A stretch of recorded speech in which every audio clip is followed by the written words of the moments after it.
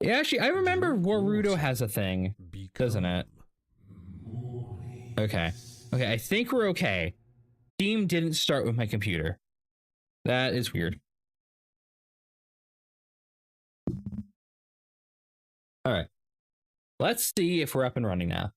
Hey, Sad, welcome in. Hopefully you're having fun with Umamumamumamu. Or whatever silly shenanigans you're getting up to.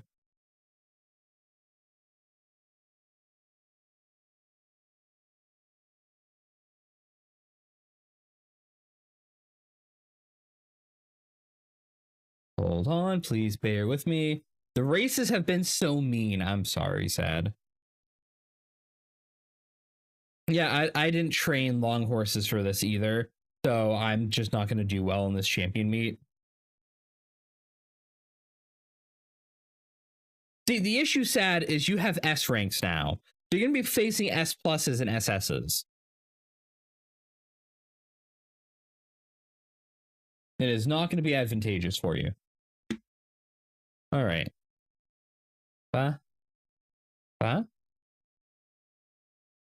Hopefully the game doesn't lag me out this time.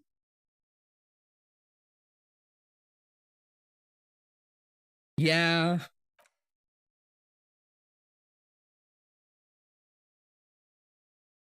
Poor Sad.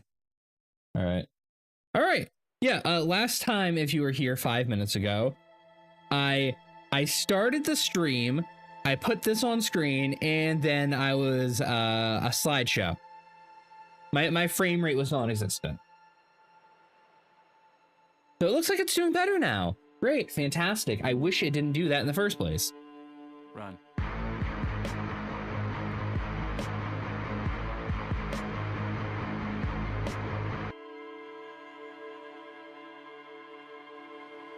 But yeah, all right, now we're gonna get back into it.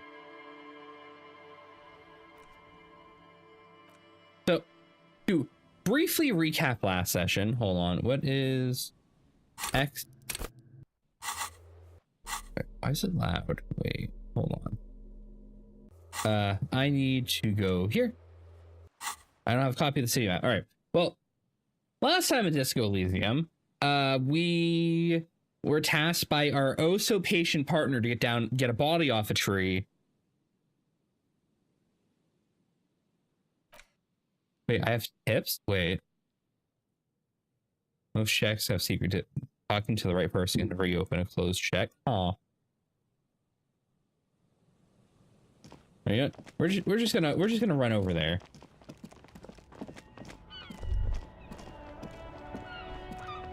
Yeah, have a good lurk.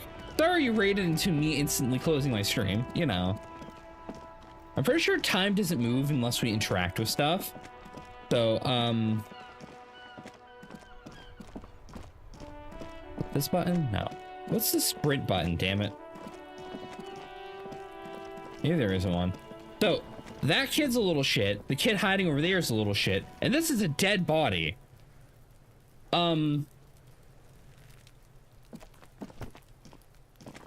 There he still is, looking right through you with his white eyes. The body below is entirely dedicated to that corpse smell.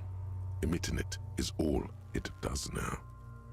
I have an 8% chance to take this body off this tree, which I'm not going to win.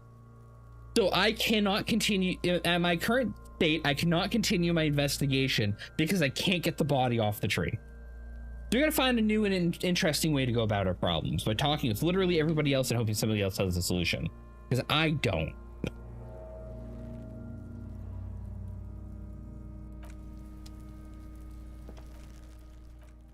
We're just gonna load from that again real quick so I don't have to walk back.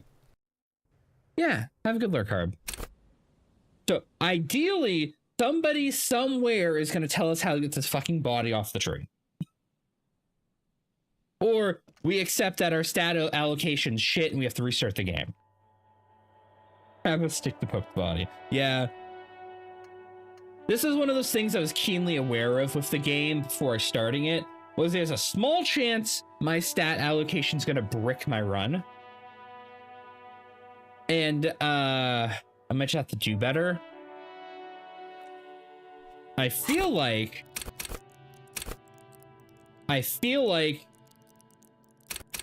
we did the detective thing. We focused on mental traits because we're doing detective shit. This game probably expects us to focus on physical traits because we're a bumbling idiot.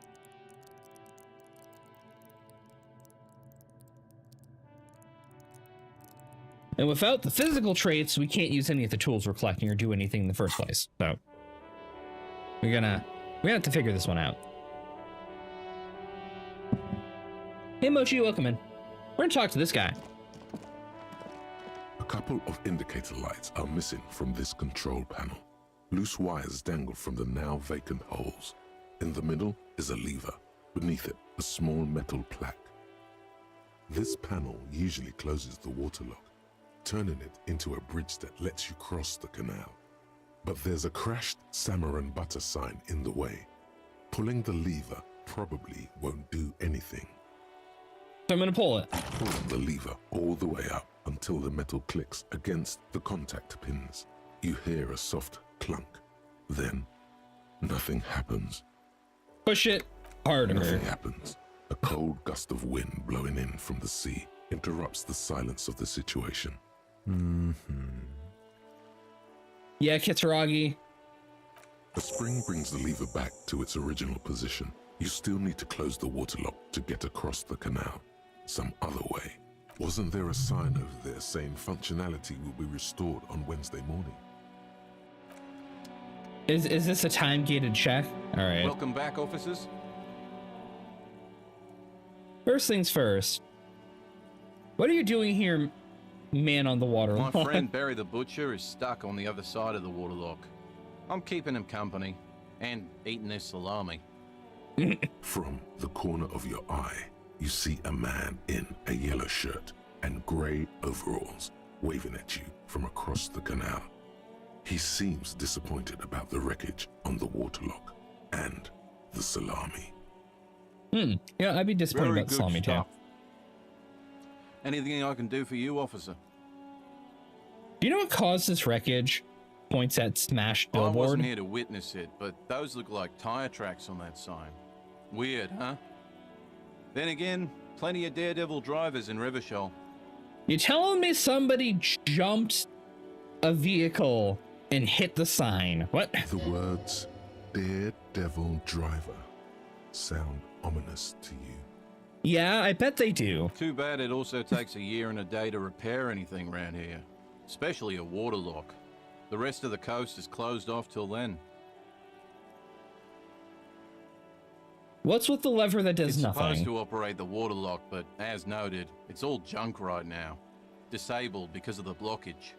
Why is it disabled? Safety measure. Turns out the panel needs a special key to be reactivated. Wouldn't want anyone moving the waterlock with debris still in the channel.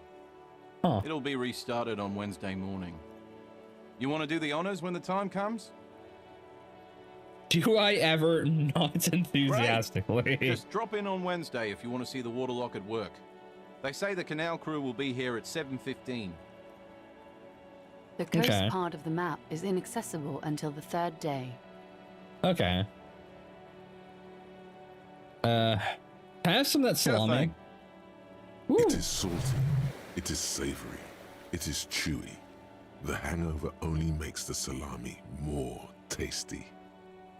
You know, Want some too, officer? Why not? Lieutenant ponders the offer for a moment, then decides to go for it. Takes a slice of salami from the man and chews on it. Well, bye. A crumpled billboard reading "Samaran Butter" soaks in the canal. Two ugly lines mar the bright countenance of the blonde boy depicted. The sign billboard has fallen on the waterlock, keeping it open, and thus out of order. Ooh, visual calculus. Attempt to reconstruct what happened here. Judging by the size of the impact and the parallel lines of burnt rubber, the cause was probably a motor vehicle. Look at crater. Side slip marks indicated that the vehicle was Oh. traveling up the crater at 35 kilometers an hour. You ramped off the crater. The black marks on the roof indicate that the vehicle vaulted from the crater to the roof of the shack. The panel served as a takeoff ramp. The vehicle soared through the air, hitting the billboard and upsetting the posts. Then it continued its flight, taking Okay. the billboard with it. Okay, so this has to do with the investigation. Clearly, this was somebody fleeing from the body they hung. The sign broke the vehicle's fall into the canal. The Samaran Butter billboard still looks freshly painted, suggesting it took the plunge recently. How Within recently? the past 72 hours. So that would actually be before the body was hung, wasn't it? I mean, after it was recorded before we found it, unless my timetable's a little off. Still speeding, the vehicle made a loop and vanished into the fog along the coast. What is the model of this phantom vehicle? There are two good candidates, the Caprice 40 and the Linear G22. Why It's the about 40? the right size, and the tire marks look like they came from the skinny Yeah, I'm tires arguing with my frequently own found mental, on that motor carriage.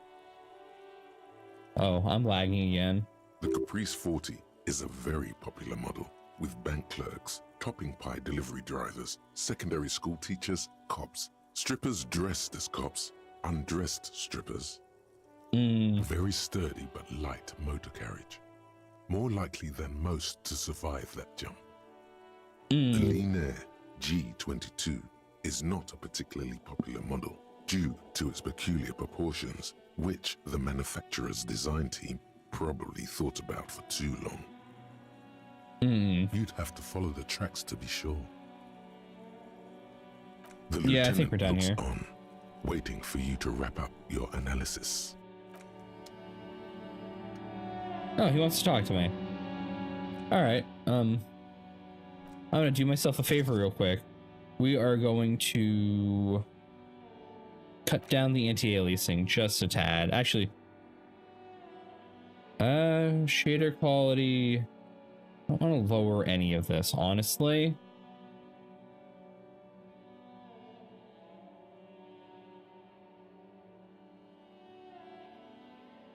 What if I no, because I can't do windowed full screen. This better? Yeah, this is better. Okay. All right, let's talk to Kitsuragi. Any theories about what happened here? Some top shelf shenanigans. I want to meet the driver and What shake kind his of car hand. do you think it was? Honestly, I'm leaning towards the odd vehicle, the G22. Because I mean, the common vehicle would be good, but it was lightweight enough to ramp up there. That's quite likely, from what I can tell.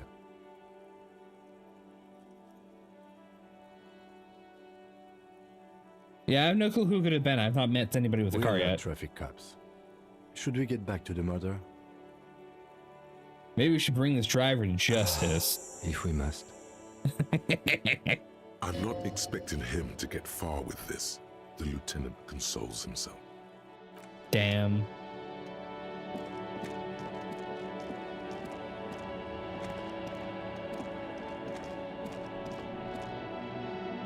What's in here? Ooh. Apparently I'm trying to find Vin Diesel. Yeah, family. Got a machine. An antique cash register? Dark film projector. Bust of a woman. Plaque says DEI. See, this was before modern era, so that means something different. This game was like 10 years old now. Most military wear, a few more eccentric fashions thrown in. A typical Martinez streetlight sits among assorted floor and table lamps. Let your gaze run over the The street light light. pole has been carefully cut, and the wiring has been redone and attached to a standard indoor plug. The light buzzes faintly, but persistently. You know, I know fuckers would have done something like this. Yeah, let's just go take that street light and put it in, like, as furniture. What? This would make quite a statement in your living room. Yeah, that's about what they think when they do it. Is that a street light? Yes, officer. As you see, it's in perfect working order. Bird's Nest His Roy. manner is casual, but his speech is careful, measured. He wants you to know that he has nothing to hide. Where'd you get It was this? brought to me to be altered. My point is, yeah, Marlo, you would have went and cut down a street sign because you think it would look good in your living room? We are not here to investigate the theft of city property. You have to admit it's rather clever what he's done with it. How much for the street light? 700 real. A bargain, I dare say.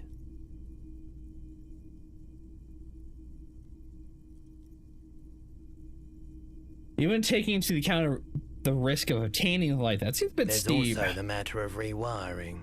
But the most important transformation is the light's placement among ordinary indoor fixtures, which has adjusted its morphological field.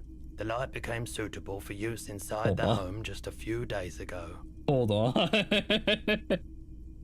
I can actually buy the fucking street light. Are you shitting me? Why? Yeah, I mean, my sister stole a fucking stoplight once. I mean, not stoplight, stop sign once. Somebody knocked it over and that shit was missing from the street in an instance. There's also a street not so far from me called Woodcock. That was a popular sign that always went missing. Oh, there's nothing else I need to know about the light. Yeah. The boom That up boxes on there. the shelf look well loved and well traveled. Chipped, dented, they stare at you with the unblinking eyes of their tape reels. Down on the tips of your toes, One Seymour. especially catches your eye. Deep gold and amber plastic with a big old handle on top. A classic boombox that says Stereo 8 approved.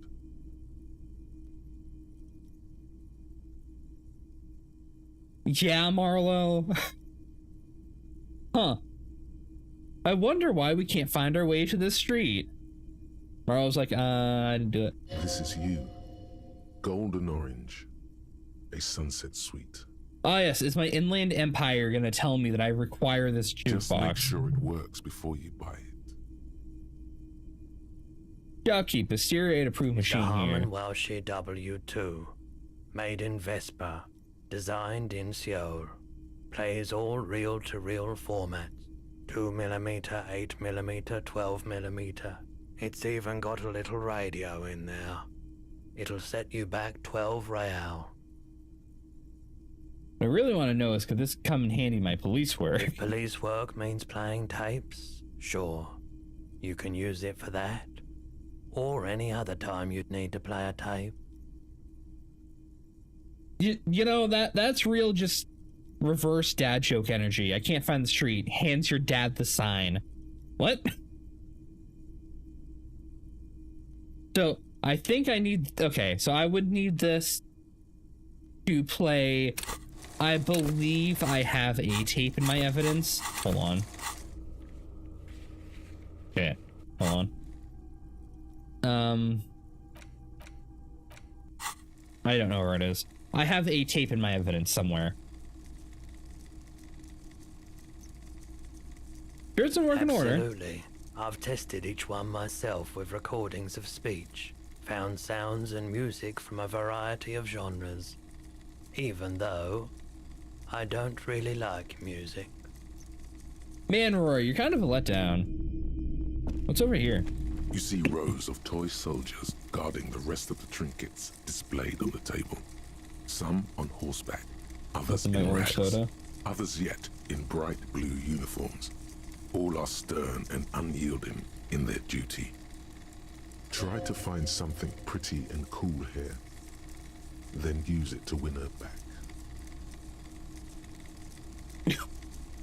Wait. Wait. Inland Empire, why? Hold on, no, I have to ask about this when we're back. Yes. Buy something nice. A figurine.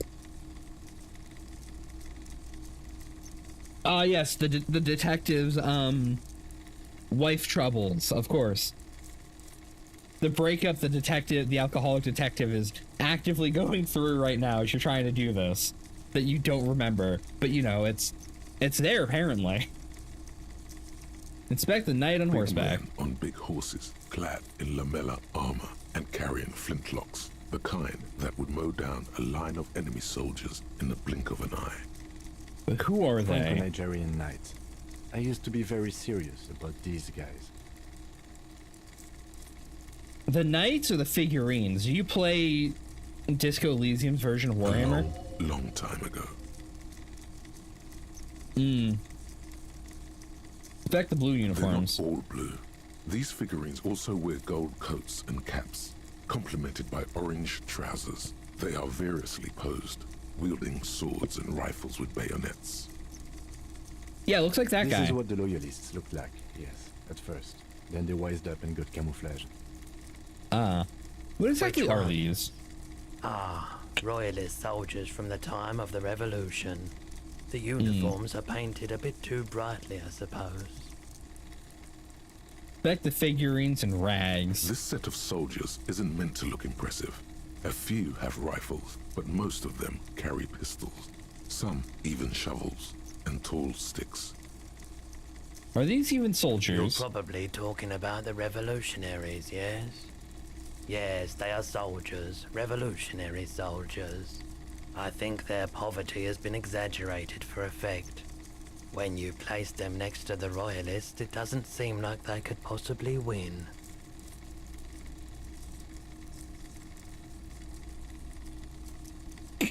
Wow, meant to give people hope. We can do it. All right. Contrast is meant to be disheartening, as it ought to be. All right. It's impossible to win against the cohorts of the capital. Ask my friend Gart, whose bitch made me. What? I wish it was more nuanced as it stands. I can't comment.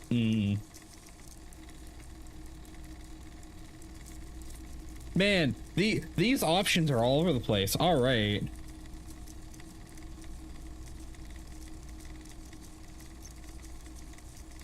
But sure, let's go with the funny one. Okay. I don't like either set too much, to be honest. We were expecting some deep response. He's like, oh, okay, bud. All right. Dig up a truly cool figurine in the box under the Big table. men on big horses, clad in lamella armor. Hold on. Franco-Nigerian. A long time ago. No, I want this one. 72%. Let's go. Why? What's this? A headless man riding a horse? A headless man wearing futuristic tracksuit trousers that say found. What is this? Oh, that's the Headless Phone Rider. Who? Headless Phone Rider. It's an urban legend about a man who rides the streets of Revachol sporting a fawn tracksuit. As you see, he's missing his head. 50 cents. Bargain price. I'll throw in the tiny cap too. I think he's looking for it, or something. That part of the story has many interpretations. Why would I buy this? I mean, of course I'm going to buy On it. big But why would I buy horses, clad in lamella armor and carrying a Franco-Nigerian. long time ago. You know, I'm going to remember this is here. Actually, I'm going to buy it. You see I'm going to bring rows it this of to get the toy kids to shut the fuck Did up. I mention that this figurine is supposed to be lucky? Always carry it with you. I have an issue. I'm not sure if chat's noticed it yet.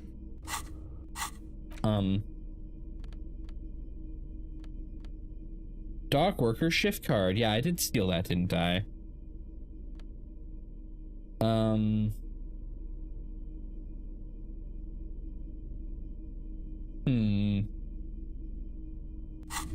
So all of my pop-ups on screen have been illegible. And I am a little worried about that. I'm gonna... Yeah, no, even my menu buttons are under other text.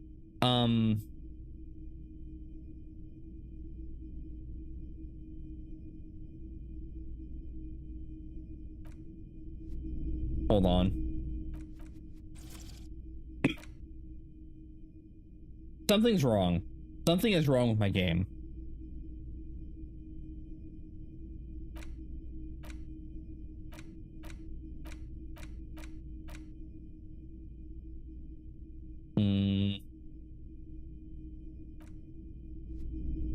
All the pop-ups saying like X was added to your bag or so on were just like splurges of random nonsensical text. What's the, oh no, that's the, oh, what's this? Wow, a very large red t-shirt with an impressive print stands out from the other garb. Yeah? Oh yeah, the print depicts a muscled man striding toward you, a giant sword in each hand, encircled by burning embers. Behind him is a cluster of cabins engulfed in flames. Beneath him are the words, Hjelmdal burning. The antlers on the hood of the man's cloak and his piercing blue eyes are familiar. It's Smells the like t-shirt. worn cotton and a little old sweat there. Worn cotton with a side of flea market or trash bin. Sniffing is okay, but please don't try anything on. Can't have you leaving your photon emissions in the fabric of things you're not going to buy. You're not imagining it. Photon emissions? What is he talking about? Going on with the man in the It's the man t-shirt. from Hjelmdal. Walking away from his burning village. Yes. I guess I'm supposed to know who this man from Hjelmdal is, but lost my memory recently and need help remembering basic facts about reality. I said I lost my memory. Oh, I see. That's tough, man. I feel the same way sometimes. The man from Hjelmdal is the hero of a series of popular books based on a fictional version of Kotla. In fact, most people don't think that man from Hjelmdal ever really existed, but they are wrong. Hjelmdal isn't a real place. Neither is the man a real man, of course, but both the man and Hjelmdal are an ontological necessity. But hey, it's not worth getting into an argument about. Wow, what? Yeah, I don't know what the fuck just happened either, but sure. What did you mean the man from Hjelmdal is real? Even if the man from Hjelmdal didn't exist before the adventure novels, the stories have made it so that he has. It's simple, really. Are you telling me we have like this weird retroactive Tulpa effect? Okay. He sounded You incredulous. sound skeptical. It's not that complicated. All that's required is a more robust understanding of cause and effect. Besides, I've been to Kotla, though not quite as far north as the Hjelmdal, and watched northern lights travel across the sky. Very unique, energetic tides there. His theory isn't exactly incoherent, but its logic does suggest some unusual neural activity. Interesting. Very unique energies indeed. Geomagnetic ley lines, one might even say. What? How much you selling the t-shirt for? Real. That's dirt cheap. Can you just give it to me for free then? But why? Because I'm a broke cop without a cent in my I name. sympathize, I do. But this is a for-profit enterprise. Huh. +1 physical instrument, +1 shivers, -2 authority. Man, that'd be so good for the physical checks that I can't pass. I'll take it. Welcome to Hjelmdal, officer. Yeah, the text in the center of my screen is super fucked.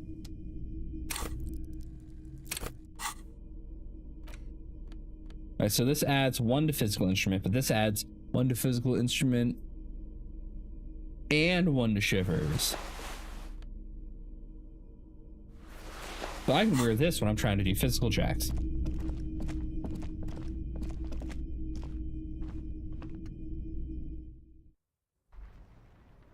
Am I just gonna have outfits I'm hot swapping to pass different skill checks later? Is that how this whole thing's gonna go?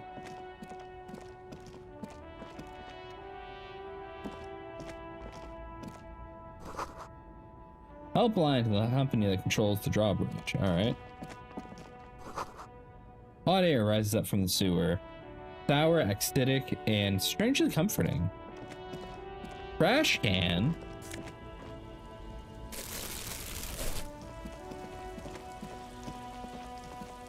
And it's pouring. There are clothes inside. Cheap second-hand clothes, smelling of strangers' body odors. Don't be shy. These are premium class clothes. Good quality fabrics, best retro design. Save the economy with your style, officer. Save the economy? That sounds off. What are you talking Haven't about? you heard, officer? We've got to be economically conscious. Recycle your cash, keep it in circulation. Don't buy new things. Buy eco. That doesn't make any sense. Why exactly does the economy need saving? Look around, officer. You see all these premium goods just sitting I'm sorry, there, Polygon. not getting bored. We've got to keep the flow of goods You might have moving. you might try refreshing. My stream did the whole going down for 5 minutes thing. Is this really the economy we want to leave to our children? I don't have children, I Too think. bad, officer. Kids make it all worthwhile. Without kids, who's going to be around to enjoy the economy? Don't let me stop you. Open the box and browse a little. You find your hands deep in tattered and faded garments made from weird polyester blends that make your body itch and sweat in all the wrong places. The box smells like cat piss or like an old person with no money. Economical, but also trendy. Look firsthand. Buy secondhand. Keep the economy moving. All right, we'll take the roll. Something cold grazes your hand. Synthetic and sleek. A windbreaker. Surf, it says, but also wind, summer, 100% waterproof, and sport. All in different typefaces. Good choice, officer. Mega sporty. And it's only $4.50 for you, sir. +1 composure? No. You see two lowly, defeated speakers, thralls, slaves basically, perched atop them like conquerors surveying the land. A pair of found, durable wear sneakers, Ultra Series. I can see you've a taste for luxury, officer. Can't keep your eyes off those sneakers? A pair of found Ultras. The design is impossibly sleek and simple. A futuristic silhouette with a sleek monochrome colorway, a jet black upper, and a silver-lined midsole. Those sneakers, mister. Those sneakers are the latest found sneakers. Super air, super fine, super cool. Only 50 real. Only? That's madness. Found Ultra. Wear the future. You remember the slogan from some magazine? $50 sneakers that add reaction speed and hand eye. Honestly, those are pretty good stats. Honestly. These once respectable speakers have been conquered, reduced to a mere prop by the indomitable found Ultras atop them.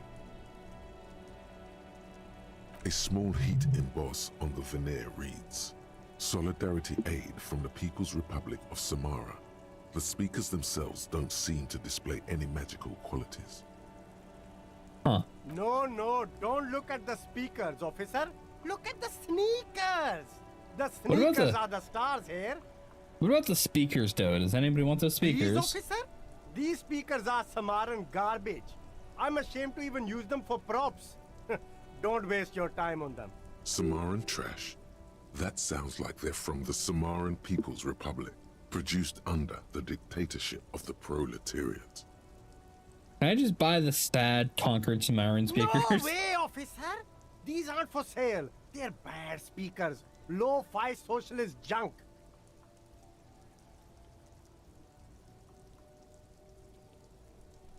That's why I want them. I think I might be lo-fi socialist junk myself. No, officer. You're a high-class policeman who accepts nothing less than the best. Lucky for you, I've got the best on sale.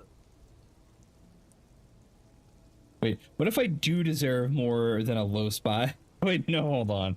No, hold on. We're pushing this issue. You don't know what I am. I don't even know what I am myself. I want speakers. If you want them, but see, they are the pedestal for my sneakers. If I let go of the speakers, where will the sneakers go? I can't leave premium lifestyle sneakers on the ground.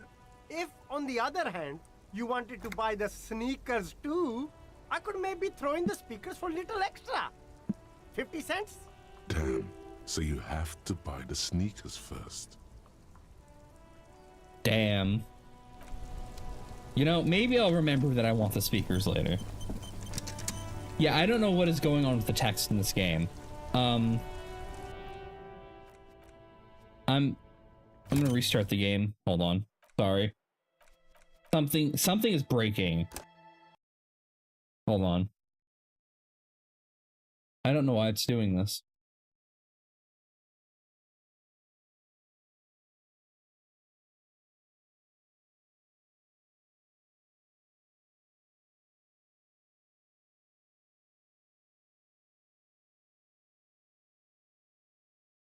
Ba ba da da ba ba da da ba.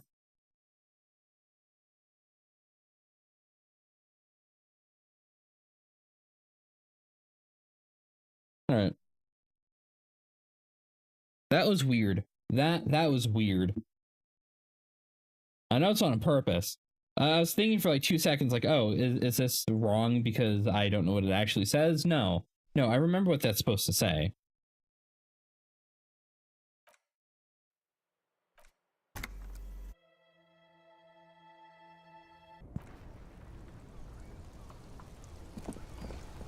I keep getting this hint that I'd want to do something behind Kitsuraki's back, but why would I do that?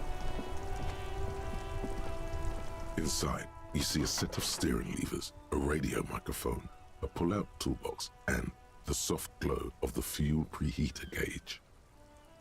Run your finger over one of the steering the white levers. Suede feels luxurious under the touch, and the metal clutch handle so very familiar in your palm. Tap on the preheater gauge. As you tap on the gauge, the indicator pin jerks as if startled. It's in the large orange sector, indicating the engine is warm. Next to the gauge is a red switch labeled heat. There's no use pressing the heat button. It won't start without the ignition key. Translation: we're not going anywhere right now. Alternative translation: don't even think you can drive my MC. Take up the radio. Tableau lights up, and the green button labeled Prime Line glows like a feline eye. And then you hear something. The soft purr of electrical kittens, radio waves cast far and wide over the metropolis. A woman's voice greets you through the static. This is Precinct 57. Hello, Lieutenant. How may I assist you? Hello, Alice. Please assist our colleague from the 41st Precinct here. I'm putting him on. Operating the radio is easy. Just be confident. You've probably done it 1,000 times. Canon Delta 10, this is Firewalker. Officer Alice Demetri, Precinct 57. What the fuck? How may I assist you? Under the green Prime Line, a yellow saved button catches your eye. You wonder what the lieutenant's default radio station is. I want to press the button.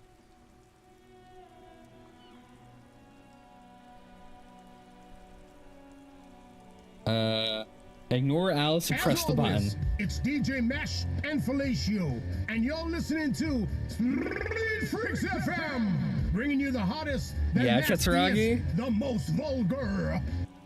A flock of seagulls takes off nearby, startled by the roaring radio.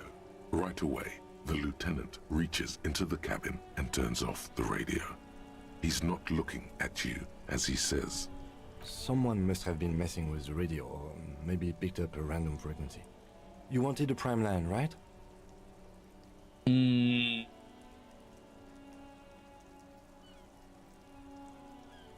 Sorry about that one. Contact the dispatch. This is Precinct 57. How may I assist you?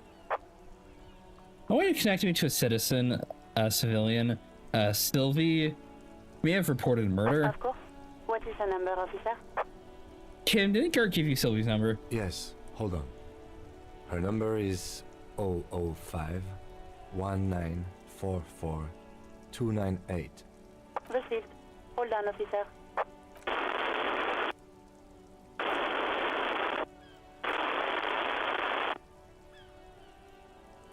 Start slapping a marching rhythm on your Give it thigh. a minute. She might be busy at the moment. Takes a bit to get to the phone.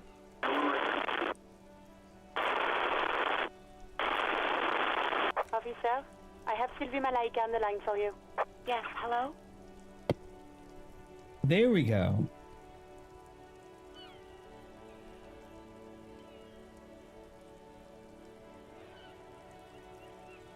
Sylvie, I believe we met before. Actually, no. Introducing myself if she's met me is a mistake. Oh, this is Police Colin. I have some questions to ask you about your last days of work. Right. Hello, officer. What can I do for you? Was it you who called the police? No, not me. Do you know who made that call? No, sorry. I don't. Not a lot of people have phones around here. Copper thieves take the wires. People don't have the money to have the cables put in again. They use the Union's phone, or the one on the coast. So the Union has a phone, and there's one further down the coast. Got it. So the Union either called me or somebody. It was someone else. We'll find them sooner or later, officer. It just might take a while. All right. Why didn't you call? Didn't a corpse on your workplace bother you? Of course it bothered me. But I thought the Union already knew about the corpse. Why does the Union have No anything one to do with calls the us? police. The Union would get angry. What do you mean by know, that? What the Union says goes. People listen to them and they take care of their own, which is like everyone here.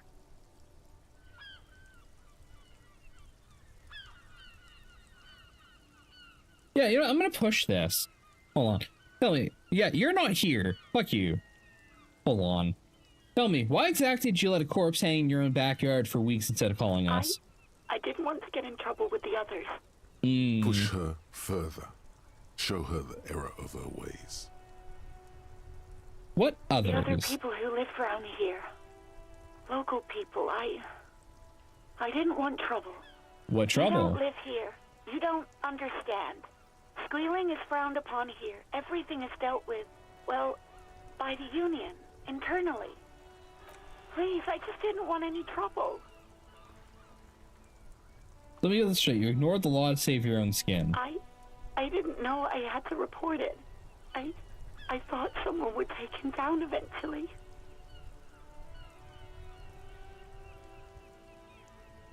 Alright, I'm gonna back off just a tad here. Alright, things happen. Not really your fault. I know. It's just... Was there anything else? Okay, next Yeah, question. Go on. Why'd you quit your I job? mean, why did I leave the bar? Honestly, I'm not I mean, really I know why comfortable you left the discussing bar. this with you, sir. We've already made fun of Gart for this. Why not? Okay, did you leave because of Gart? No, why would you even think that? Told me he asked you out.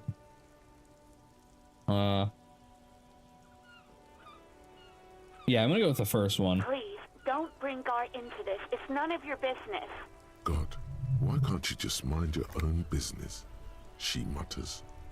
I already said I don't want to talk about this. You're messing everything up again. That doesn't sound like my fault. I'm investigating a murder. You're mysteriously not present. I do hope so. Please, don't call me again. Bye. No, I'm gonna hit the empathy. Let's go. Yes, you have obviously done something to upset her at the Whirling in Rags when she was still working there. You're mad at me, right? Tell me. What did I do? I can't remember I'm not anything. mad. It's just you were so drunk and so emotional all the time, and then the Skua thing happened. It just made me want to quit. What Skua thing? That bird, the great Skua. You threw it against the wall while screaming, "Fuck that bird," and laughing like a maniac. I think you said it had been giving you shit ever since you got there. Why? Yeah, why do I always end up screwing everything It was up? a pretty bird. There since I started working in whirling. I really liked her. We call her Scotty. Telling me I'm the reason you Yes, quit. obviously. You were the worst client I've ever seen. And I have seen so many assholes in this place. Man, this detective's awful when he's drunk, isn't he? I've had sailors fighting, union guys grabbing my ass, kids stealing booze. Once a guy was glued to the karaoke machine every night for 2 months. But you... Go on, I want to know what I did. Well, you were worse than all of them. Honestly, you were getting borderline aggressive. Even about little things like not turning down the volume at 3 a.m. I even liked one of those songs you kept listening to on repeat. No more. I hate it now. Which song? We Go On by the O.O. I can't listen to it anymore. You've turned it into a parody. Sorry. The hell with that song. Then there was your room. Your project. An experiment to see how bad it can get in there. I tried to send the cleaner, but you wouldn't let me. Threatened to make me understand. I had no idea what you meant, and I don't want to know. And then you screamed something about how you're actually a real cool guy, and no one understands it. One of the coolest guys there is. The coolest guy in Jamrock. Something about disco, too. And then I had to deal with your toilet. The one you clogged with police documents, causing water damage downstairs in the kitchen. You know... I won't even mention you waving your gun around, harassing customers, threatening to sing karaoke, threatening to kill yourself. Police documents? The ones I had to wrench out of your toilet. What happened to them? Damn it, I don't remember what I did to your damn papers. I don't remember every little thing I do. Especially when there's a hurricane loose. It's your fault for losing them, not mine. Something in you wants to immediately forget about this, as if there was a reason you threw them away. Yeah, I get it. I was in a good tenant. You really weren't. You were simply the worst.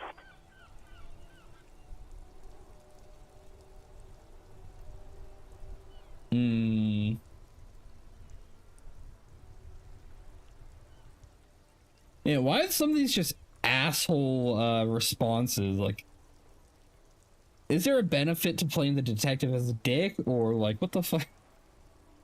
I'm truly sorry. I know I shouldn't have brought it up. Just try not to call me again, and let's pretend it never happened. When I spoke to Guard, it seemed like he thought you left because of him. Wait, really? No, this is absolutely not true. I like Guard. I really do. Didn't he cross the line? I was actually flattered. I've always liked him. It was just bad timing. With the corpse and all that. Yeah. There's a pause. You can almost see her on the other side. The telephone cord coiled around her index. I didn't know what to say to him later. Then you came and destroyed the place. So I left without explaining. I should have told him, maybe. You know what? I can tell him, because he might help me get into that door. Okay, but please don't mess it up. Please don't take out your gun or something. What else did I send thing beside the song? I'm looking for something. All sorts of things. Some disco, rock too. So much disco and rock. Huh.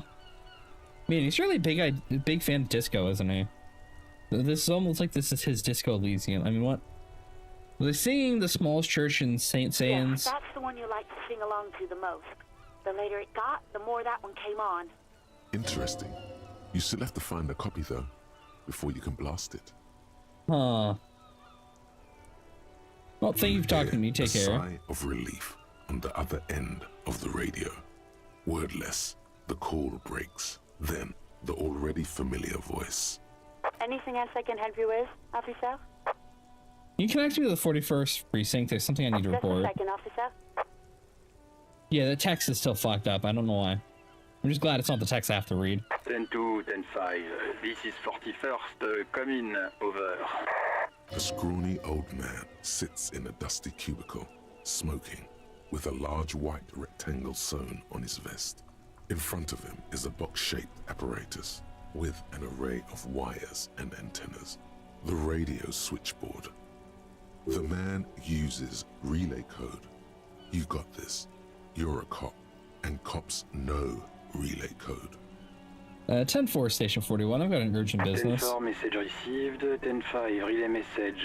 What's your status? Over. I'm just reporting it over. 10-18, state your message, sir. I need to report my badge missing. 10-9, over. My badge can't find it anywhere. It's basically gone. Message received. This is a very serious situation. I need to 1022 the captain. Over. Is it All him? right. What does he want? Says he lost his badge and needs to report it. He what? He lost his badge? Saying nothing. Who lost his badge? Well, a bunch of characters being flashed at us. Fucking Mullen. Who do you think? Oh, so that's my name. It's Officer Dick Mullen from the bestseller Dick Mullen and the Lost Identity. Dick Mullen is not your name. Okay. It's the name of a fictional detective. Man, if who I would not failed lose this, I would have his thought that badge. was my actual name, and I could have just told everyone I was Dick Mullen. Man. Defend yourself. Immediately. They're laughing at you.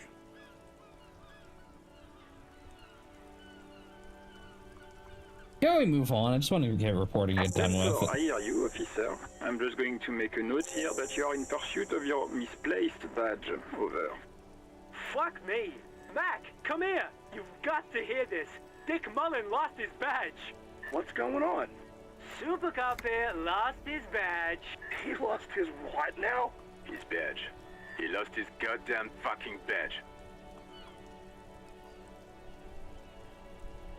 Do you all please just stop saying lost his badge for a moment? Please stop saying he lost his badge. Why? Did he find it? Sergeant Orson was wondering if you found your badge yet. Over. You don't have a comeback. Sorry. It's hard to think like this. Man, I fail action speed challenge. Alright. He's Say not nothing. replying. Looks like he's still looking for it. Yeah, alright. Precinct's full of assholes. 10-9, come again. I didn't get that. Over. New heights even for Captain Sober. Ask him. Ask him if he's lost his gun too. Sergeant Orson wants to know if you lost your gun too. Over. Check your pockets. Check your... Holy fuck. You don't know where it is, do you? How the fuck did I lose my gun? Oh god, it's not here. I don't have my gun. No, it's gone. It's not fucking on you. 10-9, come in, officer. Did you get my question? We were wondering about your gun. Over.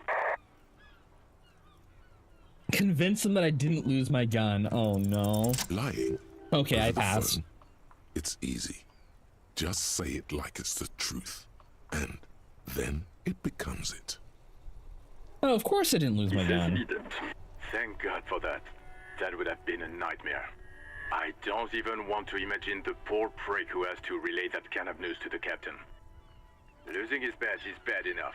Tell him to find it, and fast. We can't have some gangbanger running around with it. We're all glad to hear you've not lost your gun, officer. You need further assistance. Over. I've actually lost my gun too. No. I'm in dire need of financial 10-4, assistance. I hear you. I don't have the authority to grant your request, but...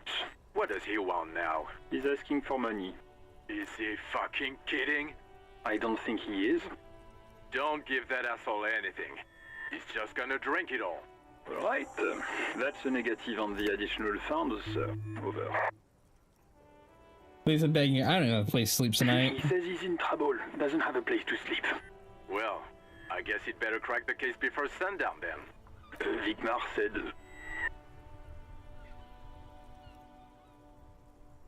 Okay, I heard you. No funds. Anything else, sir? Over. Sound odd that there's a personal detail I'd like to discuss. Okay, 10-4, sir. I hear you. Relay your question. Over. Wait. Before you say anything stupid, think it through. What's here to think? You're going to be looking at a straitjacket if you tell everyone you lost your memory. Be smart about this. Ask if he's there alone. I know he's not. 10-4, sir. I'm not hearing your question.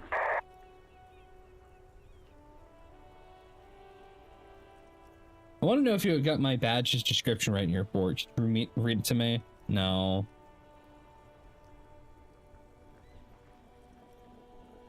Have I ever told you about my life before the RCM? Well, that's, Does he actually want something, or is he hell-bent on disrupting our work? He asked if he ever told me about his days before joining the RCN. For God's sake, cut this shit out! Tell him to stop wasting time and be a goddamn policeman for a change. Sir, satellite Alright. officer Vicmar says... I heard him. Was there anything else? I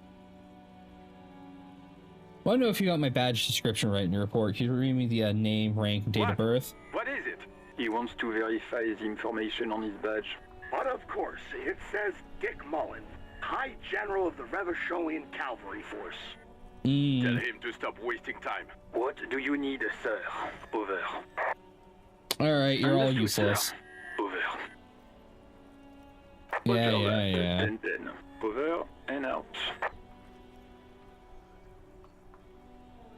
Well, that was useful. Kitsuragi's probably just listening to all this like, yeah, I have zero faith in what I'm hearing. But we have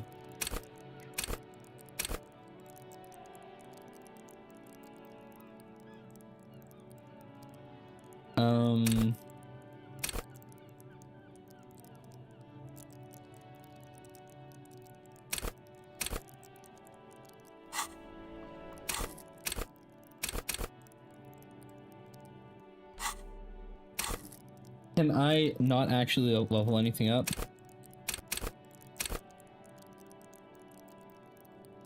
I don't have enough skill points. Oh.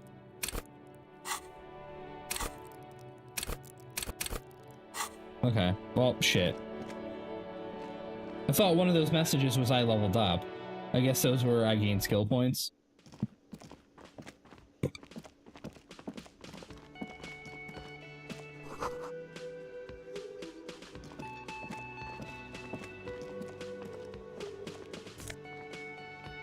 Ooh, there's 50 cents back.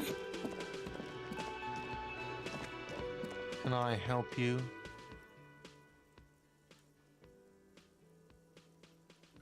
Saw another thing at the whirling. Great. Yes. Not that. Talk to Sylvie. She left because of me, not you. What? But what about the bird? Yes, Bird? the bird. I found it lying on the floor with a broken wing the morning she left. She said it was just an Why accident. didn't she just tell me that?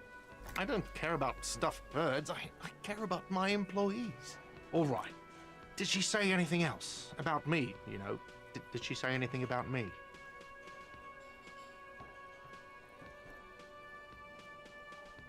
I mean, I'm just gonna relay exactly what she said. I'm not gonna cause trouble. I should give her a call then. I'm not gonna cause trouble. Thanks, I guess. Was there anything else you wanted, or?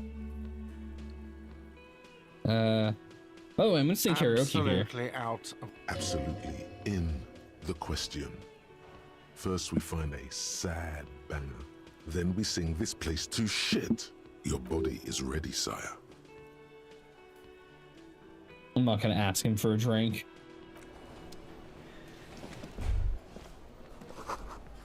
Feels right, you belong here. Yeah, is this game gonna end with me singing karaoke on stage? Is that where we're going? Oh. Okay, I can level up. Alright. I actually need physical instrument though. I need to figure out what other stats need. I wonder if having Saver Fair in the toilet means I can't read my captions. Higher reaction speed would be really good, but honestly, I'm gonna need physical instrument. I don't have it. Not having physicality sucks. A heavy steel door with the door Gotta push does the door. not budge. All right, let's equip my crowbar. Hold on.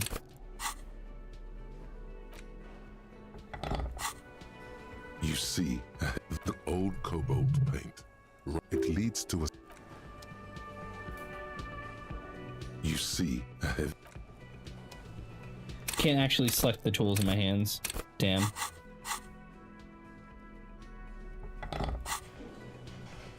Alright, well, I'm gonna keep running around with my recycling bag and, you know, getting money that way. Not because it's funny, just because it's funny, you know? I'll hydrate.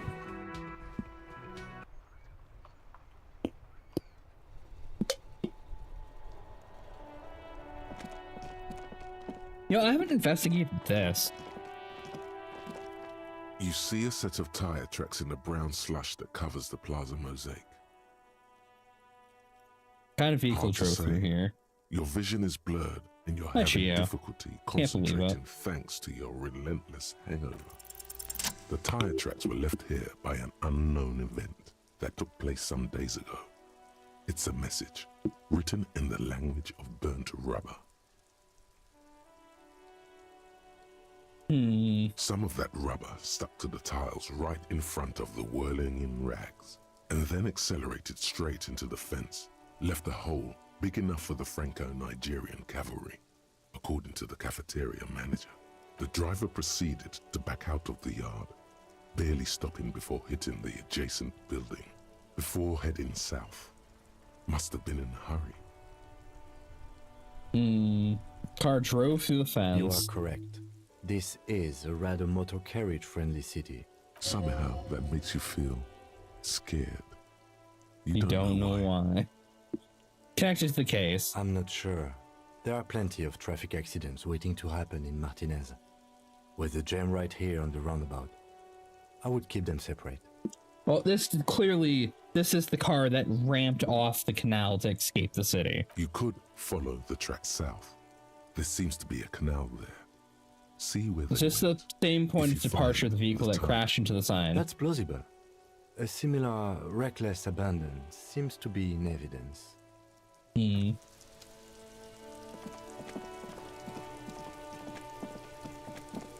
What we do? We're gonna save, and then we're gonna die trying to get the body off the tree. There he still is, looking right through you with his white eye. The ammonia only makes it worse. The combination forces tears out of your ducts. You manage to keep it in once. The second time, not so much. When the vomiting is done, your cheeks are wet with tears.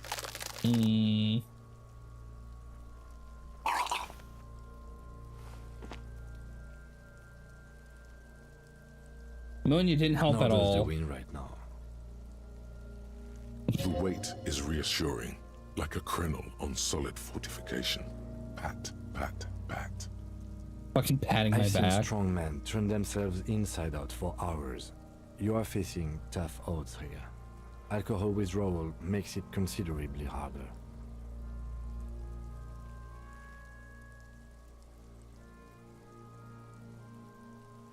Why can't I keep it in if I've been a cop my whole life? Captains puke their guts out. It never gets easier.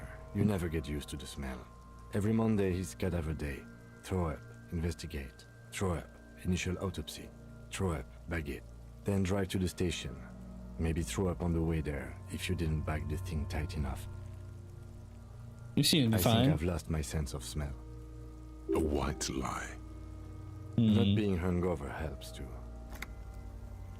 This is bullshit. I don't want to be a cop anymore. Okay, you've said it. You needed to say it. And now that you have, you need to get your shit together.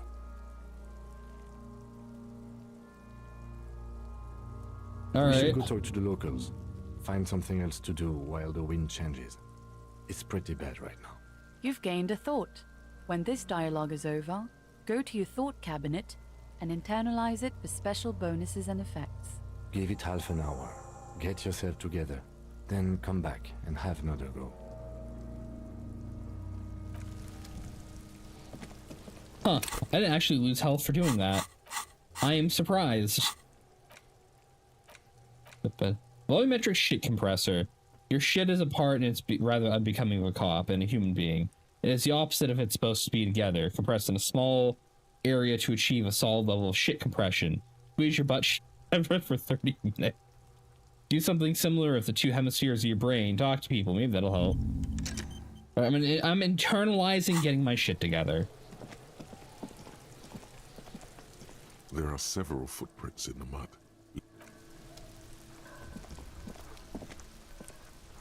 You found someone to buy Marlowe, but why are you trying to sell Marlowe? That's illegal. You shouldn't do that. This trash container is locked. The sliding lid has a padlock that says, whirling in rags. Hold on. Hold on. We got an answer for this. No matter how strong you think you are, this is really not something you should be attempting. Hold on. I'm gonna load the game. I didn't mean to press that. I meant to press leave.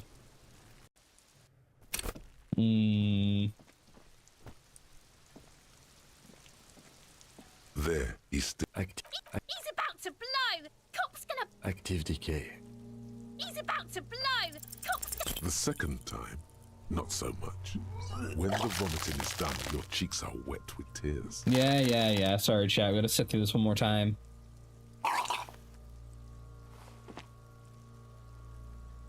No, that didn't help at all. Yep. I've seen strong men turn them. I've seen them drive to the station. I think you fine, yeah. Not being hungover helps. Okay, this bullshit, yeah. All right, yeah. Half an hour. Okay. Yeah. I got my thing. Let me go over here. I have my get my shit together enhance. Yeah. I'm gonna go over here. We're gonna quick save. I'm gonna go check my clothing real quick. Does anything remove my physical stats? Hold on.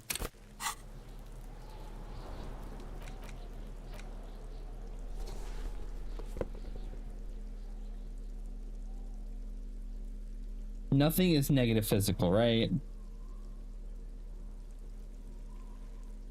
No, okay. Alright. I'm gonna put on my wicked t-shirt. My awesome gloves. And we're gonna put a crowbar in my offhand. This trash container is locked. The sliding lid has a padlock that says, whirling in rags. Open the padlock with the key. With a well-oiled crack, the lock pops open. It should now be possible to simply raise the lid. Don't. Maybe you shouldn't. Did I just have a premonition that something's in there? There is, but you won't like it. The Open smell the lid. of rotten food rises to greet you. You see soggy cartons, dirty rags, and organic waste. We're just in time. This hasn't been emptied for over a week. Look under the boxes. See milk, an egg rest with one broken egg in it, some pasta wrapper. Picking up the soggy packages somehow feels familiar. A box falls into pieces in your hands. Batiste Soleil cereal. There are plastic pasta packages below, and turbo noodles. Nothing of note, however. Pick up the rags. Among the threadbare kitchen towels, something catches your eye. A pair of denim trousers. As the legs of the slime-covered jeans begin to unspool from the garbage, a rank corpse smell fills the air. The victim's clothes? Cadaverine odor is faint. If these belong to the deceased, they were removed when he was still in the early stages of decay. And for some reason, they were locked there by guard. Drop them in here, officer. Produces a black plastic bag of evidence. Guitar marked blue jeans. Pockets empty or emptied. He wore them with a belt, too. A white belt. The loops appear stretched, but the belt is missing. That's it. Do you see anything else in there? I have another... Something slimy catches your eye. Reach for it. A drab, long-sleeved shirt, olive-colored, appears from the food waste, dripping with pus. Bag the shirt. Military type overgarment. No label or serial number. This is the kind of rib-knit shirt that's worn over light armor to conceal it in an urban scenario. Anything more? The rest of the rags are just kitchen variety waste. A yellow old mug that catches your eye. But other than that... Throwing out Tug, an old mug. That's about all. We should go to Gart again and ask if he knows who put the clothes in the trash. It could be as simple as someone from the hostel cleaning the yard. Or that one. I'd advise against confronting that force. I think someone from Whirling might have been involved. Not really. All we know is the victim's clothes are in the trash. The lid was locked and his establishment had the key. It's just a small loose thread. The fuck's he on about? Kids? You hear that, Kuno? He thinks you're an infant or something. See? The lieutenant nods, then looks back into the trash container. It's Search the just food organic waste. waste, cold and slimy on your hands. Apple and potato peels mostly. Unidentified sludge, and the occasional chicken bone. You know, I thrown took in off for my good rubber measure. gloves for this. But hey, nothing. It's nothing. Nothing more to see here. What's this? What's what? A blue piece of plastic sticks out from the apple peels. It's shiny. Looks like the corner of something. Something larger. A clipboard. A blue plastic clipboard with moist papers hanging from it. They look badly damaged, but you can still make out Oh, these forms are my and case notes. Officer, is that your paperwork? No, it can't Yes, it be. is. Look, this plastic has the RCM street grid on it. You've even got an autopsy form. Did I strip the body while I was drunk and throw it in here? Or did whoever stripped the body steal my casework while I was drunk and throw it in here? If you don't mind my asking, how could you have let your paperwork end up in the trash? I think I didn't want to be a cop anymore, so I tried to flush my cop life down the Well. toilet. Lucky we found it. You should take stock of what remains, just to be sure some has not made it into the hands of the RCM's adversaries. Organized crime and the like.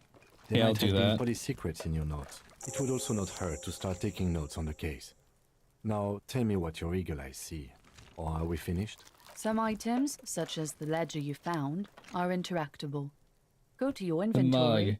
I'm getting You a pick mug. out a broken mug with an oddly racist depiction of the yellow man frolicking in saffron.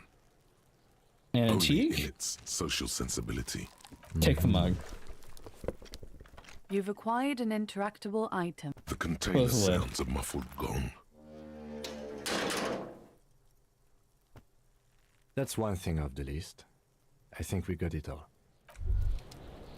Hey, so we've been monitoring you internally, and now we know your Copo type. Where are the copper Yes. types? Guess what's yours? Cool cop? No, you're the sorry cop. The cop who's sorriest. Let's make it official then, shall we? Well, what are the other ones? You know, Apocalypse, Superstellar, the Advanced Interesting Cop, Liquid Shadow Cop. But you're too sorry to say those things. So, here we go. Won't the other cop types be What? jealous? Jealous of the sorry cop? I think they'll be fine. They'll be super, super fine. It'll be totally okay. You can dual Copo type from sorry to anything. I'm sorry. Of course you are. It's okay. See if you can get something out of this, like info. Or maybe every time you say you're sorry, you get $1 million. That won't happen. Damn. And I'm always at odds with myself here. Alright. Rigorous self-critique. -1 in authority. Why would I do that?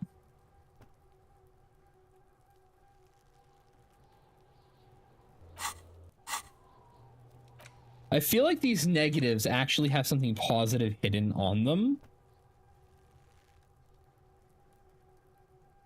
But actually, you know what? Wait, hold on. No, authority's been kind of a dick skill for me, hasn't it? Let's try a negative stat and see what it does.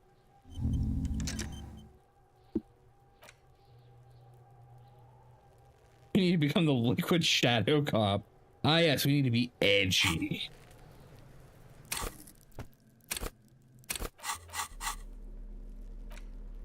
I think I'm putting my gloves back on and my actual shirt. Let's interact with the mug. Broken-eared mug somehow made its way from the whirligig into the dumpster. Fix a Sumerian man, a person of Sumerian descent frolicking in a field of saffron flowers. Bucktooth and grinning feeble-mindedly. Seems to be a cheap knockoff of some colonial era antique. It's just a racist mug. What's there to read here? Not much. There's actually a lot of reading here. Look at that content. Boy, here we go. What are you going to say about a broken, tossed-away mug that you dug out of the garbage? But Kim loves that mug. No.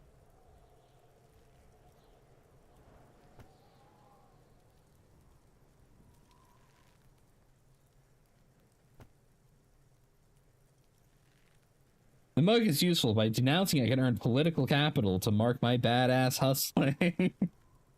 I.e. fraud and embezzlement. I mean, you know... If you want to earn some change by guilting people, go for it. But if you want to I don't think of a real racist who'll probably buy this from me for a tip. Start getting paid again.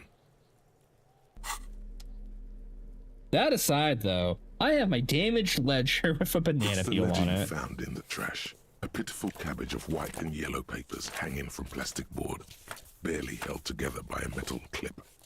This sad display is made complete by the faint smell of urinal cleaner. Anything else? There's a piece of toilet paper, or is it cleaning tissue? No, it's toilet paper, desperately sticking to the back of the blue plastic clipboard. It's a metaphor for you. Damn. Below the pathetics, terror. Do not look into its blue heart. Back the toilet paper. It's just toilet paper sticking to the back of the plastic clipboard. Leave you it can there. take it off if you want. Maybe it's kitchen tissues. If you want it to be kitchen tissue, it can. It's not though. It's toilet paper. Damn. Take it off. Wet, the toilet paper, I mean kitchen tissue, sorry, peels off the plastic. It's dialogue for that. All you have to do is shake it off your finger and voila. The ledger now looks marginally better. Inspect the clip. clip. An aluminium block runs the width of the board, biting down on the paperwork. Its crocodile teeth are the only thing keeping the papers together. A regular pencil, the tip worn down to nothing, has been attached to the clip. I mean, clearly I was serious about note-taking once upon a time. Run your finger across the aluminium. The surface is interrupted by a silvery sticker.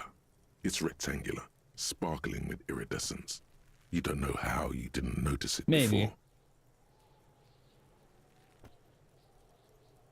Looks like an official mark, made to be low visibility outside the right circumstances. Hey, Lieutenant, what is this? That thing. It's a halogen watermark. We use it for adding information to RCM property. Interesting. What kind of information? It depends. Aside from an anti-counterfeiting stamp, mine has my station number and address. The information varies by date of issue. Maybe yours will have how many cases you've solved. Probably not. How many years you've been on the force, he's thinking. It'll have that. Interesting. How can I read it? Any light with the right wavelength will do. All Like... RCM vehicles have had lights designed to reveal halogen watermarks. Mine too. This means you can read the watermarks if you just turn the lights on. All right. Okay. While a bunch of sodden papers sag from the clipboard in your hand, it's a sorry. Well, we're gonna go hang out in the car real quick. How do I run?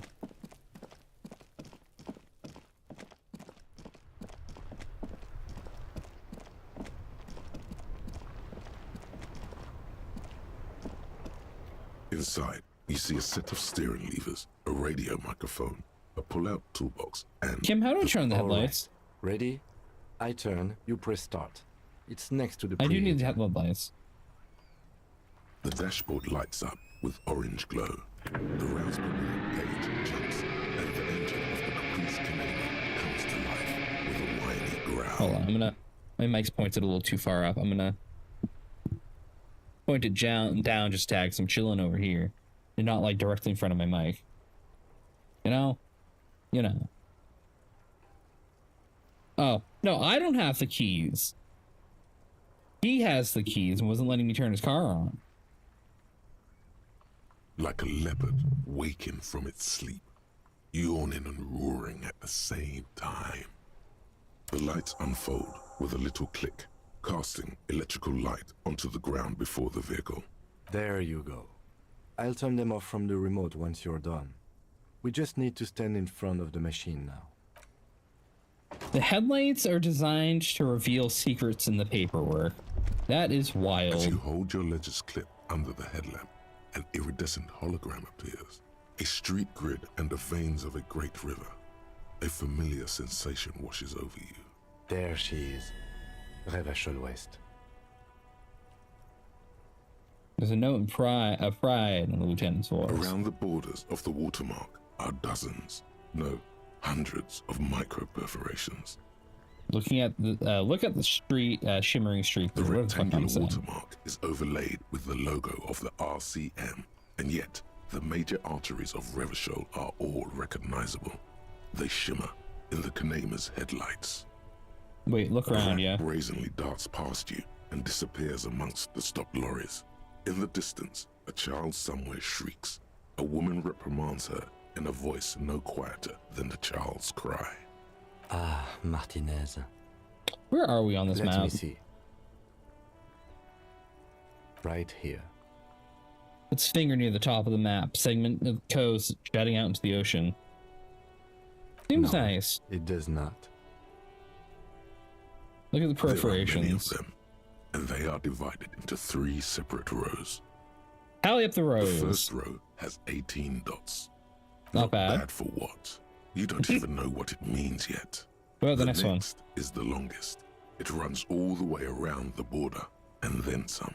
You count 216 perforations. Considering that nice, large number, a wave of pride washes over you. Though you can't say why. The last row has 3 perforations. That's it? That's it. And what are all these dots, man? Those are perforations. They represent your record as an officer of the RCM. They are your statistics, as it were. I should have guessed you'd keep a record. Officers often do. Let's take a look. Alpha male officers who are proud of their numbers often do. It's meant. The first row represents your years of service. 18 years. Okay, not bad at all. What did you do before you volunteered? Huh.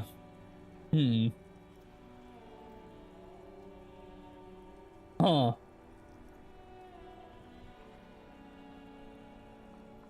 feel like I just went around apologizing all the time. Maybe you were a diplomat, or in PR. Doesn't matter, I suppose. Let's move on, shall we? This next row, the one that wraps all the way around, is your number of closed cases. Closed is good. It means finished. You've got, wow, more than 200. 216. It's quite a lot, even for someone who's been on the force for nearly 2 decades. Usually, clearing more than 10 cases a year puts you in the 90th percentile of all RCM officers. So you're saying I used to be a super Call it cop? what you want. You were a valuable member of your precinct. Now, let's look at the last row. Right. Those are your confirmed kills. You've got precisely 3 perforations there. That's not too many. For an RCM officer, especially Precinct 41, which is in the Jamrock quarter, it's rather tame. I mean that in a good way. So I was a good cop. For 18 years, I was a good cop. But my partners at the precincts are fucking assholes. Huh. Alright. There are certain officers who treat their kills like some kind of ghoulish game. If they do happen to solve a case, it's usually by accident.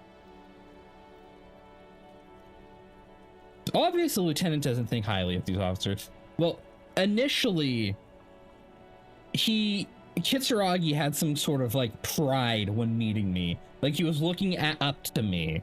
This might have been why. But it seems as though you are, or at least were, one of the good ones. So we have that to be thankful for. Have you ever killed anyone, Kim? Yes. Does not elaborate, right? How do you handle the strain? Everyone has their own method of coping.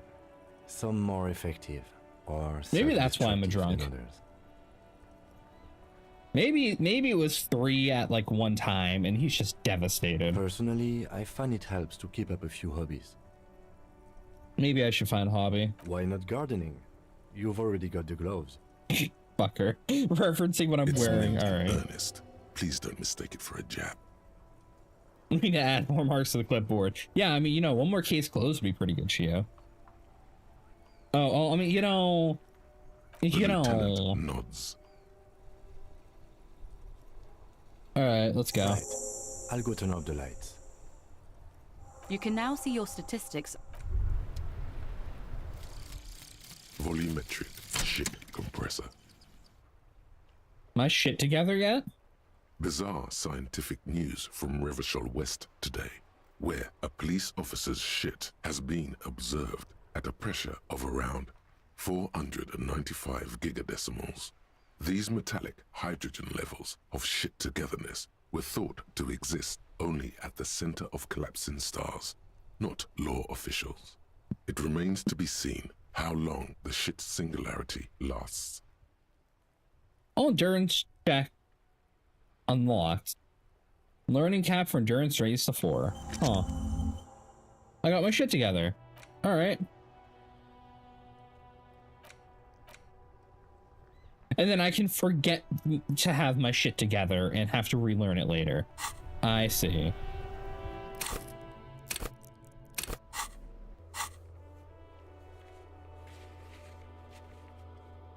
Huh. Huh. I have a rating here. Superstar Cop 3, Apocalypse Cop 0, Sorry Cop 5, Boring Cop 1, Communist 6, Fascist 3, Ultra Liberal 6, Moralist 0, Good Cop Bad Cop 2, Honor 0, People Killed 3, Cases Solved 216, 18 years in service, huh? Wild. Look at the other things in that clipboard, because there's more stuff to look at, not just the watermarks. Man, where is the Liquid Shadow Cop stat?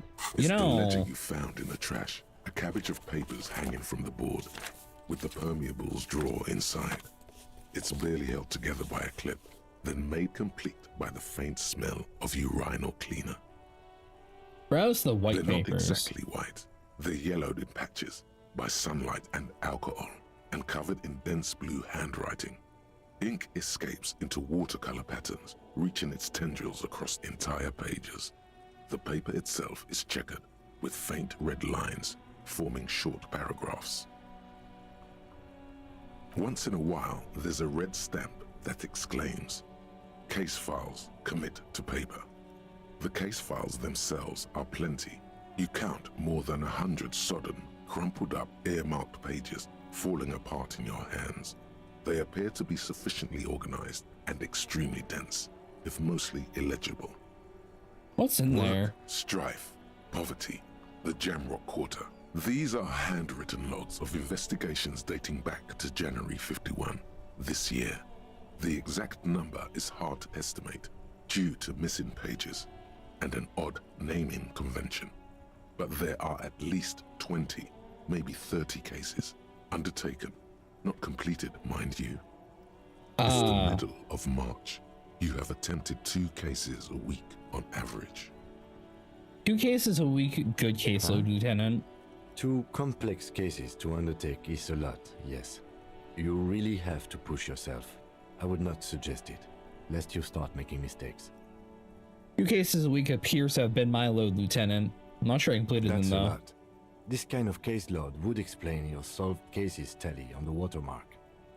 I didn't mean to say you are making mistakes, by the way. That was presumptuous of me. Sure, I made plenty of It's okay. mistakes. We all make mistakes. Like a fan of girls, the checkered papers dry in your hand. The handwriting is extremely dense, if mostly illegible. There's mention of a naming convention here. It appears you employ a, shall we say, robust yet literary system. Each investigation has its case number written on the margins. Yet, still more tellingly, most are accompanied by a name. Alright. Well. A title, one might say even. One that draws inspiration from snoop fiction and vespertine cop show staples. Ah, okay. Oh, and they're written in capital letters Yes, too. all caps. One is called the Next World mural. Another, the Square Bullet Hole murders. Another yet, the Unsolvable case. Others appear more light-hearted. The guys on a couch in an unexpected location, and the murder at the hookah parlor. Even the rare article-free collapsing tenement. Murder features prominently throughout. It's going to take an effort to piece these case files together, but it can be done. Once you're done inspecting them up close. Yeah, my case appeared to employ a weird naming convention. Numeric? Officer, precinct, time of arrival at the scene? No, one of You mean the titles. titular? Yes, well, so do I. In our defense, almost everyone in the RCM. It's a Why is holdover that? from the early days of the RCM, right after the revolution, when the organization had little idea how to do things. It persists in an unofficial capacity. Officers use these titles to refer to their work among themselves. Seems like a case named the Case of a Square Bullet Hole. Again, in your defense, I seem to have named one the man with the hole in his head. That was a real person. His death was real. Still, I named it that, to amuse myself. I pray his loved ones never find out. What happened Raised to him? bite through the head. He died. Oof. It was a workplace accident. Oof. I have to open an official case. Is there There room? is, for precisely one more. 15 pages near the end remain untouched by the damage. The checkered grid forms a structure of passages, breaking the case into subtasks. Was I to working accomplish. myself into alcoholism? Is that what kind of cop I was? Once all the tasks are accomplished, the case is complete. Commit to Sadly, paper. the ledger only comes with an old, worn-down lead pencil. It's unfitting of this monumental event. The ledger only comes with an old, worn-down lead pencil. It will do, barely. But Kim, do you have a the pen? lieutenant looks at his blue notebook. 2 fat, shiny pens hang from the binder, like large caliber bullets on an ammo belt. He is not really saying anything, just standing there, looking at them. Finally, use this crappy pencil. Absolutely motionless at first, then animated slowly, imperceptibly even. The lieutenant begins to browse his notes again, leaving you to the case files. Onto the paper with a brash free hand, uncannily similar to the rest of the letters. The wording comes easily. It's almost robotically simple. A language developed for mental rigor. You're bribed to and do simplicity. something. By who? Inspect the victim's body. Interview the cafeteria manager. It's not exactly poetry, but poetry would I be mean, out you of could just place. not Chia. A satisfying slash sounds across the paper. You're done, it seems to say. Who bribed you? And Was it Marlowe? And you. Things to be done and things already done. The composition of reality. This is an extremely useful tool Can't for a believe this, detective Gio. of the citizens' militia. Now all that remains is to name the case. And do you have you by any chance named our case? No, actually. You met them halfway, idea? I see. The Hanged Man, the Furies are at home in the mirror. The setting sun, shit on a stick. Called the Hanged Great. Man. That's great. That's actually what I was thinking too. The Hanged Man. Good, strong name. We have a very good name for the case now. I'm going to start calling it the Hanged Man. It's good we sorted this out.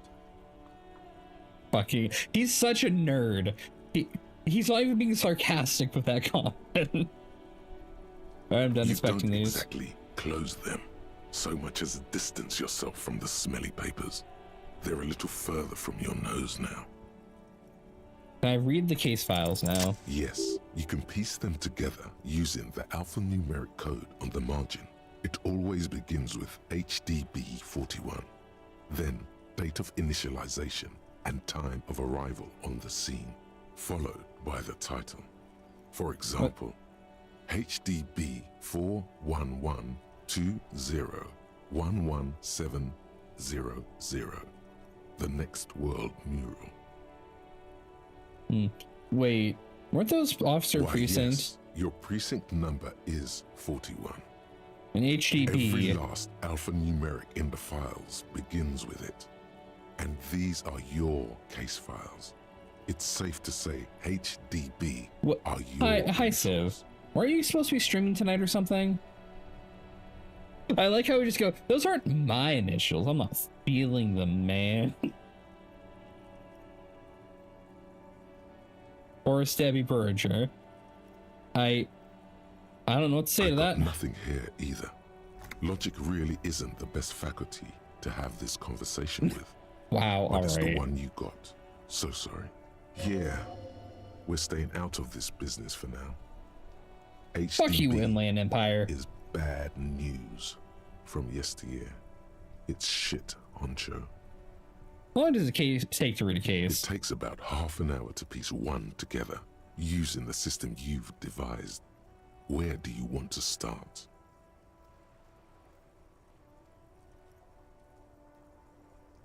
You decided not to. Oh. Well, that's unfortunate. Hoping yesterday's business wouldn't stop you from streaming.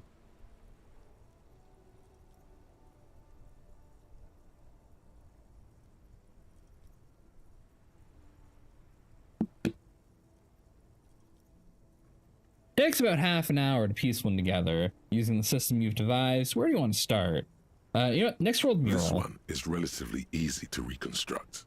Overnight on 1202, a graffito, nay, a mural, appears on an 8-story tenement overlooking central Jamrock. The building is a sparsely inhabited ghost tower, part of a failed real estate development called Grand Couronne. Cause of failure, rent too high. The mural is enormous. 2 silhouettes, a man and a woman, are kissing. The text cut into their form reads, "True love is possible only in the next world. For new people, it is too late for us. Wreak havoc on the middle class." People call it that thing and that fucking thing. It's visible for miles. In 2 days, the station's complaints desk gets clogged with requests to remove the bummer. You and your partner are assigned to the case. The graffito crew is easy to track down. Only the bell lectures have the literage of industrial paint to cover the surface. One of the graffito artists is rumored to be rich. They take responsibility for the execution, but not the design. The ideologue of the Next World Mural, as the crew calls it, remains an unknown. I'd rather find out who came up with it. The case files do not show you finding the author of the design. The crew agrees to clean up after themselves. However, your partner, JV, is against the removal, citing public support for conservation. This leads to a debate in Precinct 41, which then spreads to the streets of Jamrock, ending in a rare plebiscite organized by you and the rest of Row 3. The 9,000 people subjected to the mural's message, all of Lakeside, Central Jamrock, and Villa Lobos, plus half of the eminent domain, participate in the vote. Although the case begins with what appears to be a lot of rambling on the streets as to how juvenile and stupid the mural is, given a choice between 2 options. Keep it because it's right. A staggering 78% of voters choose to keep it.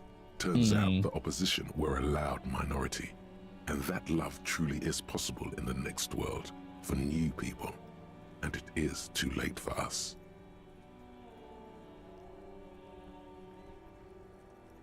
Middle class are not to be blamed, it's human nature. Did anyone ask you what you believe in, man with the smelly toilet ledger? What do you want to tackle next? Or are we done?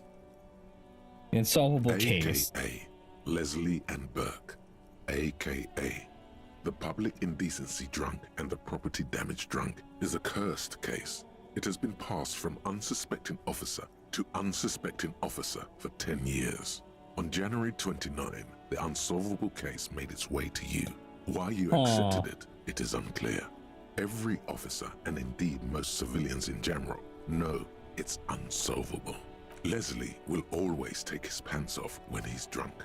Burke will always trash everything. It's just what they do. It is their nature. You cannot change the nature of a man, and you can't lock them away because public indecency and small-scale property damage are not punishable by incarceration. The only way for Leslie to stop flashing his genitals to bypassers and for Burke to stop dismantling signage and rear-view mirrors would be for them to stop drinking alcohol, which in their 40s or 50s, it's hard to tell because of their distorted features, is a medical improbability on par with you ceasing to produce the expression. Threatening fines, dragging them to the station, locking them up in the hellholes they live in, locking them up in the station, hypnotherapy, even trying to get the local gang of Zemyaki to take them out. The Zemyaki gave them ethanol, so Burke and Leslie would expose and rampage even harder. You tried it all, and still the complaints wouldn't stop, as they hadn't stopped for 10 years. It's plain to see from the files that you, Satellite Officer JV, and Special Consultant TH had more important cases to attend to. You uncover cross-reference to several ongoing investigations, each brought to a standstill every time you drive down Main Street. Because there they are, on the corner of Perdition. And what is Leslie doing? Indecent, damn it. Good. I mean, You're learning. If the files are to be trusted, whatever, that's all there is to it. That and Burke breaking things, and the fact that they're both drunk. But then again, so are you. The case becomes considerably less comic one day when Burke takes a swing at your ledger. He must have it confused with the property he likes to damage. But the joke's on him. You're drunk out of your mind on potent Pilsner. You slam the hardened plastic board in his face. Then you proceed to beat him unconscious with it. In the process, the ledger sustains damage. The compartment within, reserved for permeable documents, is jammed shut. You stop your assault on the now unconscious Burke to open it, but are unable to do so. The officer began to cry, reports Leslie, who, at this point, is tending to Burke. He came at us, and at us. I think he was trying to kill Burko. While trying to kill Burko, you slowly come around. The permeables compartment is open. You've smashed it open on poor Burko's kneecaps. The good news is, Burke can't walk anymore. What the fuck? Can't get out of his apartment, an invalid. With Burke to tend to, Leslie cuts back on the indecent exposure. Maybe he flashes his genitals to Burke, who knows, but both drunks are off the street. The complaints stop. The unsolvable case is solved. So I solved it because I got drunk and beat a dude, alright. Is also why the officer responsible narrowly escapes a disciplinary hearing. The end. Do you want to read another one? Where are bullet holes? It would be very interesting to read about these, wouldn't it? I mean, there seems to be a square-shaped entry wound in the victim's forehead. She's been sitting there for weeks on her rocking chair with a square hole in her skull, staring at the wall, her mouth agape. But that's all you got. From the half hour you spent piecing it together, all you know is the entry wound was square-shaped. You never found the bullet. And then another body showed up, also with a square hole in his forehead. A sequence killer. Those pages are missing. What next? Don't worry. One day you may still catch the man with the square gun. The man with the square gun. The couch in an unexpected location. Some assholes brought their couch outside and hung out on it. In the middle of the street, on the roof, on the hillside by the motorway. You know, at an unexpected location. They were young, and they thought they looked cool on it. Actually looks like assholes. Dicks. Young people are the worst. So anyway, you got a complaint about the damn sofa, or couch, or whatever it is. They were leaving it out in all these unexpected and whimsical locations. They took it to where they also took photos of themselves on it, and smoked cigarettes, and drank coffee because they felt it's intellectual. Cigarette butts, coffee cups, stupid couch. You had to clean it all up, and you did. So congratulations to you. Case solved. Did I ever catch those guys? No, you didn't have time for that. These notes show that you have what is called a real goddamn job. You don't have time to be chasing down the couch assholes. You have a real job to do. What next? Murder at the hookah parlor. Murder. Tum at the hookah parlor was a case originally assigned to an officer called Joseph Mills, who is now dead, of circumstances completely unconnected to murder at the hookah parlor. How? Beaten to death by a throng of Villalobos gang members when him and his partner JM, only initials mentioned, answered a call one night.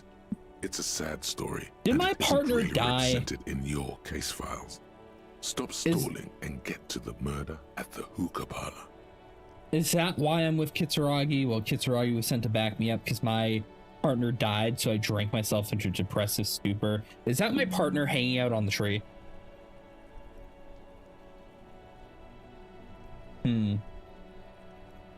Joseph Mills was on this case that he just couldn't solve.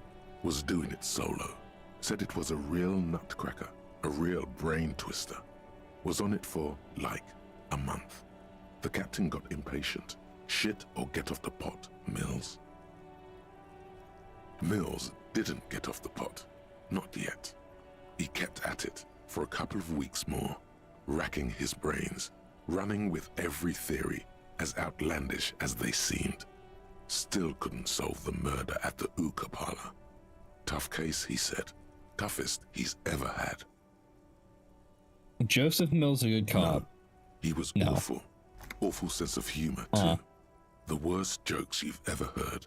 Really rapey. Still, he'd been on it for months now. Said it was the final case. Said it was uncrackable. That murderer vanished into thin air. That goddamn hookah parlor was all he talked about. Okay, so the case is handed to you because Mills isn't getting anywhere, and you look into it. Here's the setup. A young man is found dead in a hookah parlor. You know, those places where you go and smoke bubblegum-flavored vapor all day. Really stupid. Yeah. So anyway, young man in his 20s found with his skull busted open, right on the floor of the hookah parlor, in the middle of the day. No one else is in there. Only client that day. In perfect health, too. Some kind of movie producer. No one enters. No one exits. He's just sucking on his watermelon hookah all morning, all noon, like he usually does. He's a regular. No calls, nothing. Just sucking on the hookah until 15:45. Then bam, he's dead on the floor with his skull busted open, blood everywhere. What happened? How can it be? Mills has no idea. Invisible assassin, movie deal gone sour. Girl at the counter did it. Nothing fits. Eerie. Man just dropped dead. So you go to the parlor. You see cushions around the table. Tables low, heavy, really sharp edge. Duck Hookah stood up, passed out, hit his head on the table and died. See? You can't even read the thing without solving it. Yeah, it was that. Turns out hookah does do something. It turns off your brain's oxygen supply, and you don't notice it until you get up to go to the bathroom. What was he doing there for 6 Smoking hours? Hookah. Didn't you hear? I don't know. Trying to come up with a movie script, maybe. Anyway, that was murder at the hookah parlor. Joseph Mills wasn't a good detective, and about 30 minutes has passed piecing it together. Next. Huh. That's a good point. Not much has changed in the meanwhile. A bunch of sodden papers still sags from the clipboard. Browse the yellow In the back, papers. you see thin, translucent copy of paper. Some neon yellow, some bright red, all covered in boxes, like marching armies. These look like official forms, waiting to be filled out. Then rip them from the binder and hand them out, according to type of form. What type of forms 3. are there? The topmost are misconduct fines, the middle ones are station calls, and the bottommost are field autopsy forms. Each is easy enough to make sense of. Yeah. You don't have to be an intellectual giant to do police work. These are quite sinister in tone. They give a date and time for the person to appear at the specified precinct police station. Below the call are the criminal charges you risk by not appearing. All in a print so small it could be considered downright cute. I see. Hey, you're fucking up. Show up to talk to us or you're done. A monetary penalization ranging from 20 to 250 real. Severe cases allow for 1,000 real, but that requires special paperwork. The details of issuing these fines are spread out over the rest of the fields, but they appear pleasantly vague. Field autopsy. A dozen pages of thin copy paper, bright red in color. You see the parameters of a deceased human form waiting to be filled in. Age, sex, condition of internal organs. Yes, all that remains now is to fill those forms and hand them to people. Fines for wrongdoers, interview requests for bad guys, and field autopsies to dead guys. The rest of the stinking cellulose is much worse for wear. Being sandwiched between the board and the rest of the paperwork must have spared the fragile copier paper. Look at the clipboard. It's made of dark blue plastic, hard enough to beat someone to submission with. The edges are rounded, however. The U4 size board feels thick and heavy in your hand. Light shimmers on its wet surface. On the back you see the embossed letters, RCM. What color did you say it was? The blue heart. Don't look into it. Blue. The blue heart. Don't look into it. Inland Empire is being weird. Shake the ledger. Something rattles inside, ever so lightly. Is there a hidden compartment and something small inside? Light, made of paper or cardboard, or dried flowers perhaps? Permeables. It's not hidden per se. The compartment is made for permeable materials that would get damaged if something happened to it. The plastic shimmers like lapis lazuli, but it is not see-through. You cannot see to its center. Should I open it? With your hands, U4-sized pages hang from the clip, screwed to the top of the board.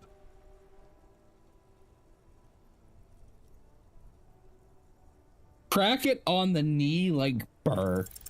Bye. The two sides of the board appear slightly misaligned, like a drawer that's come off its slides.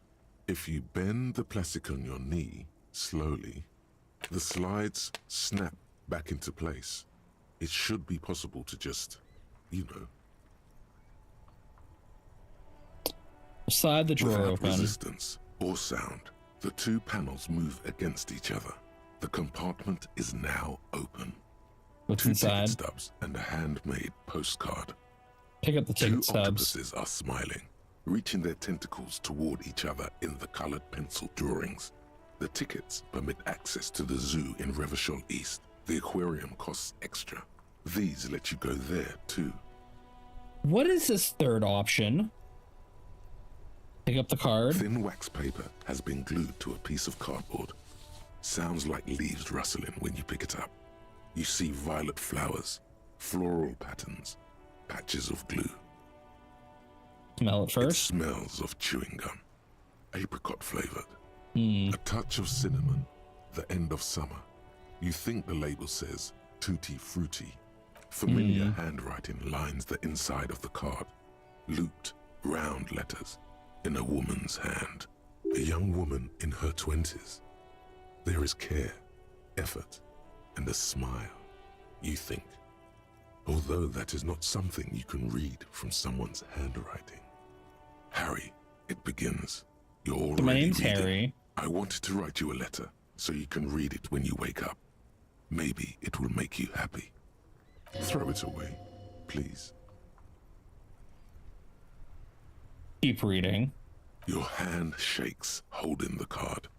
Every morning when I step My out screen's and getting you're darker. asleep behind me, it says, I find a little piece of sadness in me. I carry it in my chest, down Voyager Road. Every step I take, it grows. By the time I reach the fuel station, it has filled me entirely. I step onto the light rail and look back. Sparks fall from the bow collector. I know it will be like this until late afternoon, when I get off the 42 and walk back to you. Keep reading. You. Every step I take will get lighter. It almost makes me run. Sometimes I do. I can't believe I met you. I can't believe the happiness I feel with you. You have a vast, vast soul, and I will always, always, always come back to it. Well, that's Kisses, sweet, kisses, but why do I feel kisses. dread about You feel this? the air sucked out of your lungs and the blood sucked out of your head. Everything around you gets dark. Small white dots appear. You feel the ledger slip from your hand. No, hold on. Hold on? What? There's nothing. Detective, is everything all right? Fall sideways.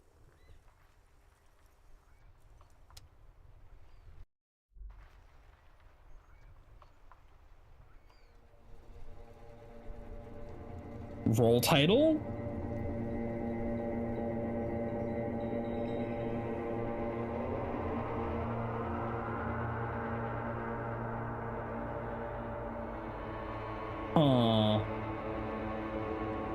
There is Again? nothing.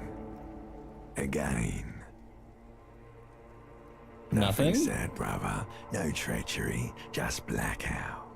Glad they passed out. Almost nothing. There is the ground below you. That's still there. And the small light that's on, fluttering, somewhere in the basal ganglia. That's me. Blue eyes, that's me. Who was that? Who was what? He speaks of the sickening longing, the unwell emotion. Even in the darkness, he's grasping for it. Still trying to hold on to the great sorrows slipping in the water. Slimy. No, I was cool. I'm cool. When you're dead. Here in the paleo-mammalian cortex, we call it the shadow. Because it's always there. Fucking white morning. Tell him. Ah, yes. In the old factory system, they call it the apricot chewing gum scented one. It's unhealthy of them to linger on it so. But as they say, what do you do? Smelled stone It nice. didn't smell nice. It smelled like betrayal. Where's the Voyager Road? There is no Voyager Road. There are no roads, no houses, no lights in the windows. It's all on pause. It's the X Noted something. corpse of the past resurfacing. No, it was beautiful. Beautiful. Believe me, stupid ape. Its lack of beauty was not the problem. You think they would let you? Until you disintegrate into biomolecules? No. Someone is breathing on your face now, inspecting your pupils, stupid idiot. What's that? It's cold. Yes. They're pouring something on you. It's in you. And It's delicious. Glowing lights on a dashboard emerge out of nothingness. Where the am I? upholstered cabin of Lieutenant Kitsuragi's motor carriage, seated in the driver's basket. The air is thick with leatherworks and heavy fuel oil. Cold water runs down your chin. Why'd I pass out? Drink. Water. Of course. The water is cold, silvery, the stuff of life itself as it pours down your parched throat. The pounding in your head recedes. The darkness parts. Drink. You haven't drunk water in 2 days. Did you know the human body is not made to survive on alcohol alone? You need a secondary form of hydration. Yo, that makes sense. With greedy gulps, you down half a liter of cold water. Some of it spills on the driver's seat. The lieutenant pays no heed to it. What happened? I came in contact with the burnt ruins of the past, detective. I'd ask you You the were same. reading your paperwork. Then you passed out. I carried you to my kinema to take you to a hospital. Then you came to. How long was I out? 10 minutes, maybe. Came in contact with the burnt ruins of the past, Lieutenant. Sometimes happen. Ledger of failure and hatred gained. Damn. He replies with such understanding. It's as if the burnt-out ruins of the past were an occupational hazard. Athlete's foot for cops. You dropped these. Are you okay to proceed? Let's solve this case. Good. The ledger of failure and hatred is a...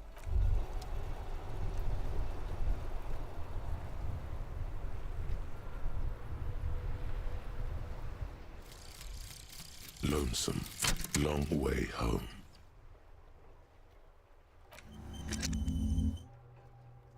But I didn't read it. Let's rewind. Let's trace your drunken steps back home. Across the raised channel bridge southwest of here. Fall over, get up, get off the asphalt in 20 minutes, shuffle your feet towards courtyards, scaring little children. Go under the great raised motor track to the 881 till you reach Le Domaine, Eminent, and North Jamrock. Streets are frozen at this time of year, caked with ice. Walk down Main, Perdition, there's side alley, and your footprints in the mud. Here we go, home awaits. Walk past Station 41, through the Market Street, past the Bookie Street spearhead to the other side of the lake, Frozen Eye in the center of the district, then past a video rental store in the corner. There at the end of the street, line of pine trees, a small house no larger than a matchbox. 11 Voyager Road. You no longer live there. Those times are gone. And so are those people. Why do you still come here? Why do you still come here? Why are you still here? Where is the dealer? You have to get back to work now. That's all you can do. Learning cap for perception raise 1. Speed gives 1 psi. Huh. Interesting. White morning. Well, -1 authority. Little guy gets further and further away. See yourself from above. You pass out on the floor of the hostel room. Even from this distance, you can see your eyelids flutter. Mention what? A great white object? Letting out a sweet smell. The lily of the valley, but little man's forgotten its name, and he still remembers the feeling. And look, he moves. The feeling animates him.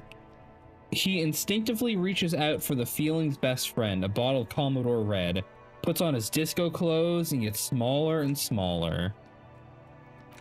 Huh.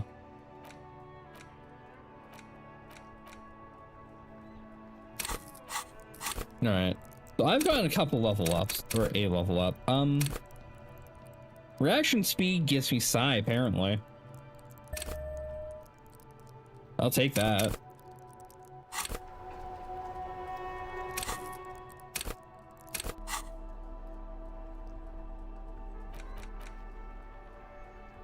Ledger of failure and hatred.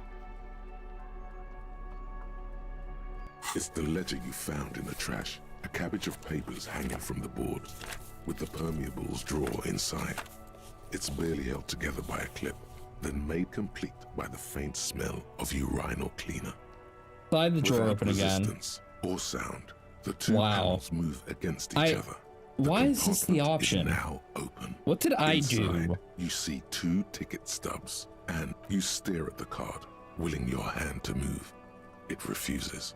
It's too much. Not a game. It's slightly, ever so slightly, difficult to breathe once you've done so. The drawer is locked. Blue ink So drips is from she the white dead pages then? in your hand. No, because it seems like we want to win her back, so we've done something stupid. The acidic stench of rotting food has rubbed off on the cellulose. It now forms the base of the experience.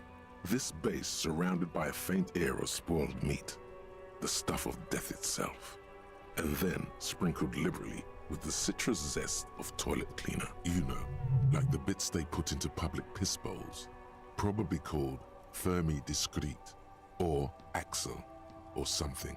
At some point in its journey, Yeah, if you here, knew it that was dumped already dunked in the before toilet. getting chucked into the trash, why are you sniffing it? The option was there, you so. wanted to get in on the trash toilet stink collab. Find out what happens when those two get funky together. It's getting weird and hostile. Let's just move Your on. nose is somewhere between grateful and resentful. Put it away. Huh, I can equip it now, though.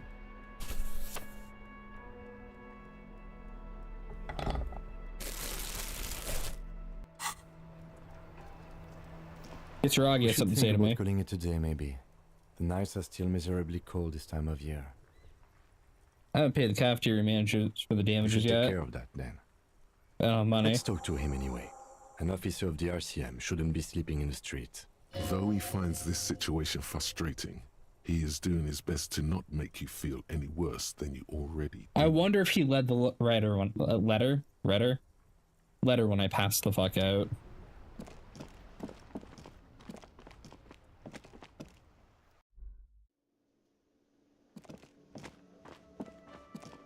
Hello again, sweetie.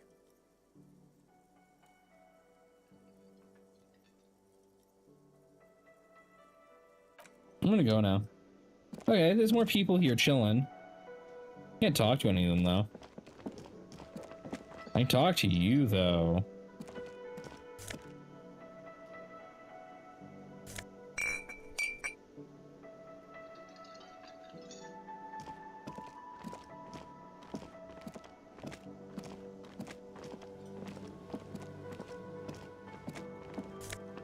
I'm now edgy.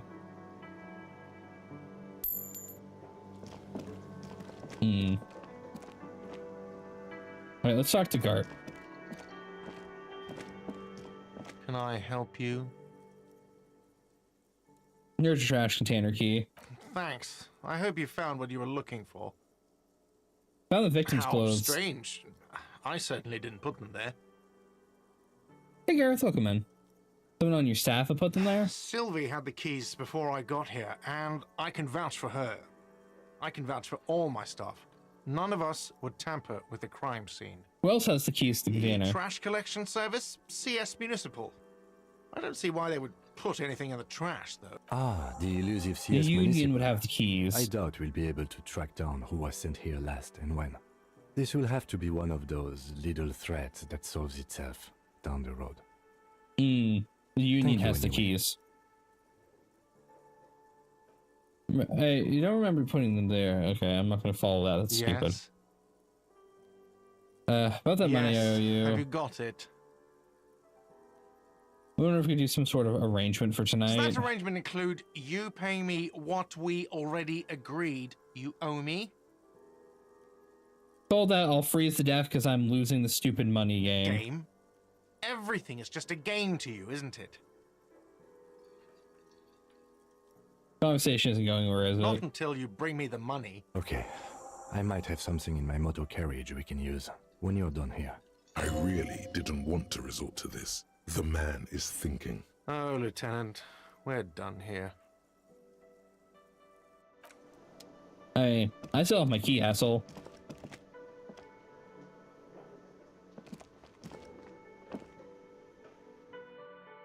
I'm gonna go up there. I'm gonna go in here. He locked me out. Oh.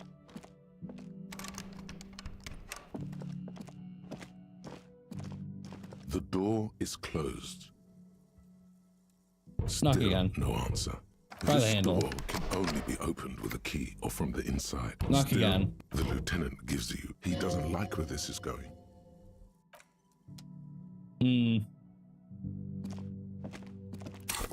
Thought she might know something.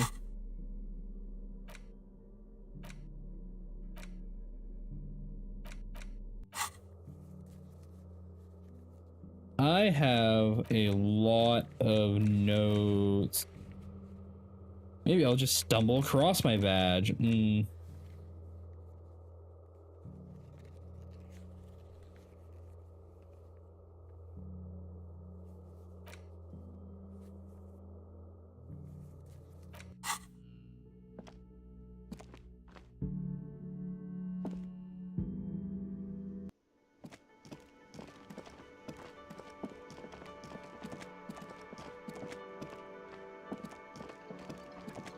So, mysterious door I can't open. You see a heavy steel door. Which might just be a random red herring. I guess we're gonna break out a tent. We're gonna be sleeping on the streets tonight, aren't we?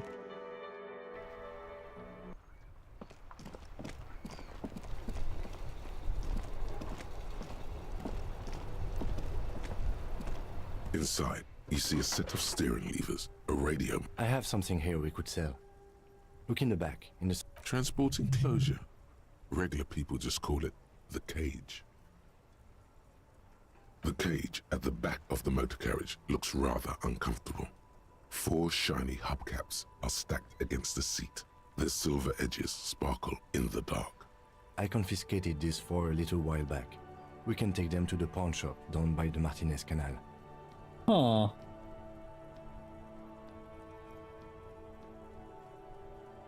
What are those things? Hubcaps, frivolous things you put on your wheels. When the wheels come to a stop, the caps keep on spinning. There's no real use for them, it's just for vanity. You a couple of weeks ago, them. I stopped a young man for going slower than the speed of traffic. Turns out he was some coalition official's son and high. They took the spinners. I would have confiscated them too. They're mesmerizing. They are. I was going to take them into evidence, but they weren't necessary for conviction. He never asked for them back. Huh. Did you want to put these spinners in your machine? No, that would be silly. I don't know why I kept them. It doesn't matter. I couldn't put them on this MC anyway. A cup with spinners. That would be outrageous. Outrageously cool. He flashes a smile, barely visible in the dark. I'm sorry you have to sell them because of me. As I said, they are useless anyway. I should have remembered I have these earlier. But thank you. It's something about a pawn shop? Bird's Nest Roy, near the canal. We've been there. If I'm not mistaken, it should be open late. Items that can be pawned at Bird's Nest Roy's appear in your inventory under the Items tab. You can pawn these items when... Wouldn't be right. Let's not take them now. Then, come back once we realize we have to. Have this conversation again, and then take them. Sounds likely. We could sleep in the car, my dude. I mean, shit. Hold on. So...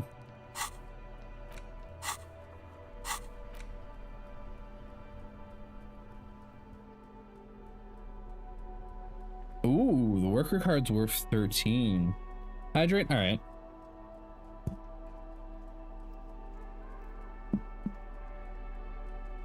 $13 doesn't really quite get me to how much we owe, unfortunately.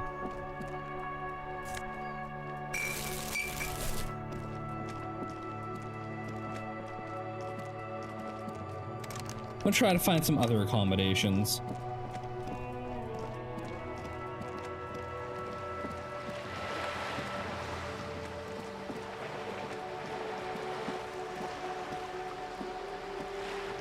Did I never investigate this?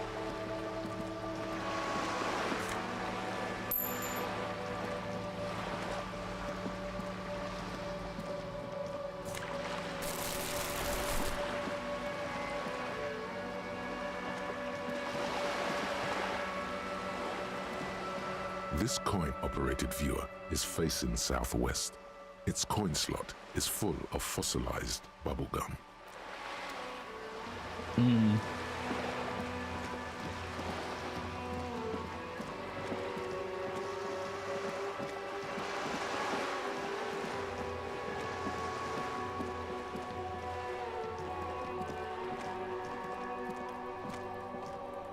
Just an ordinary wall.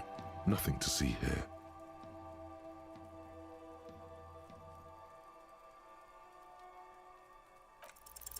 Because this is no ordinary wall. Fuck. It is sublime. Look at it. The shadows, the colors. Let the conceptual joy flow into your pupils. All the other walls on all the other houses must make a pilgrimage in adoration of this, the uncontested pinnacle of wallcraft, color peeled from the very face of God. O Wallfather. Kim, I must paint this wall, add even more beauty to it. He sounds tired of it all. Cindy the Skull has all the necessary materials. Talk to her.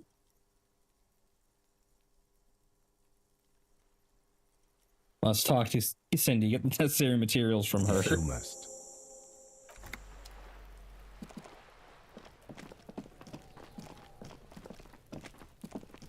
Fucking kids are still out here. Splattering bullet holes. Free shit.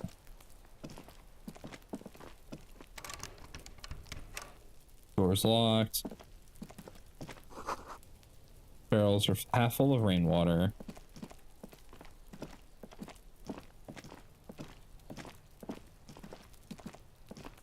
There must be another way into the building. Oh, jeez. Oh, fuck. I forgot about that. Ow, my ears. Oh. Oh, that's awful. Why? Oh. A sturdy metal door guards the southwest entrance to the apartment.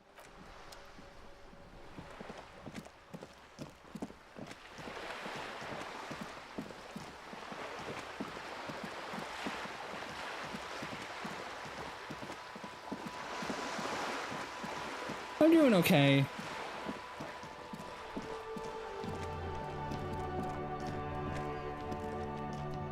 The dented yellow mailbox greets you with its graffito and bullet holes in the front. Good mail delivery box.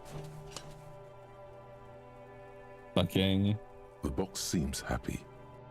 The box seems happy indeed.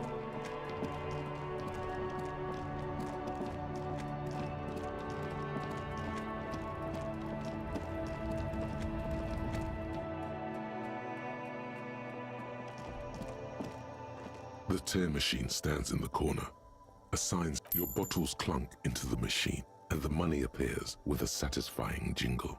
You're a richer man now.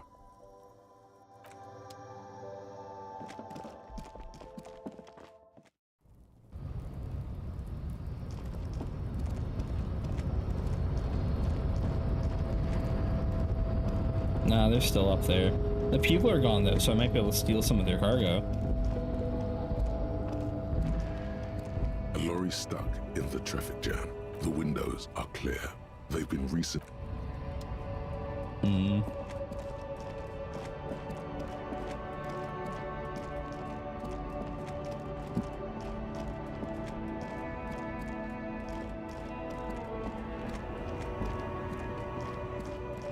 Damn. Doesn't look like there's any shit from the motorcade I can steal.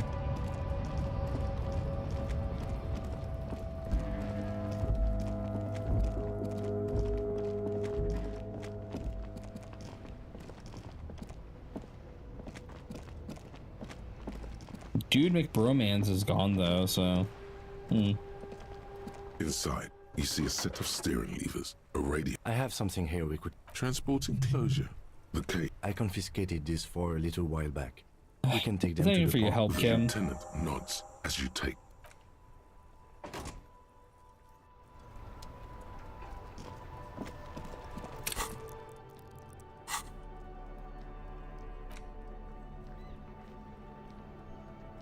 +1 reaction speed, -1 rhetoric. Hold on, wait. Oh, that's my rhetoric score. Oh, it's currently 3. I mean, I think I might actually need that. I'll take the silly hat off for now.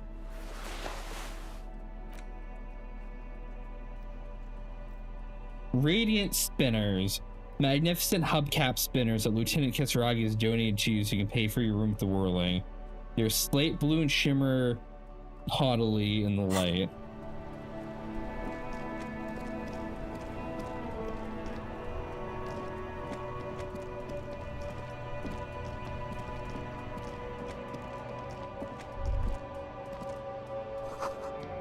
Super great. Gateway to the River of Filth.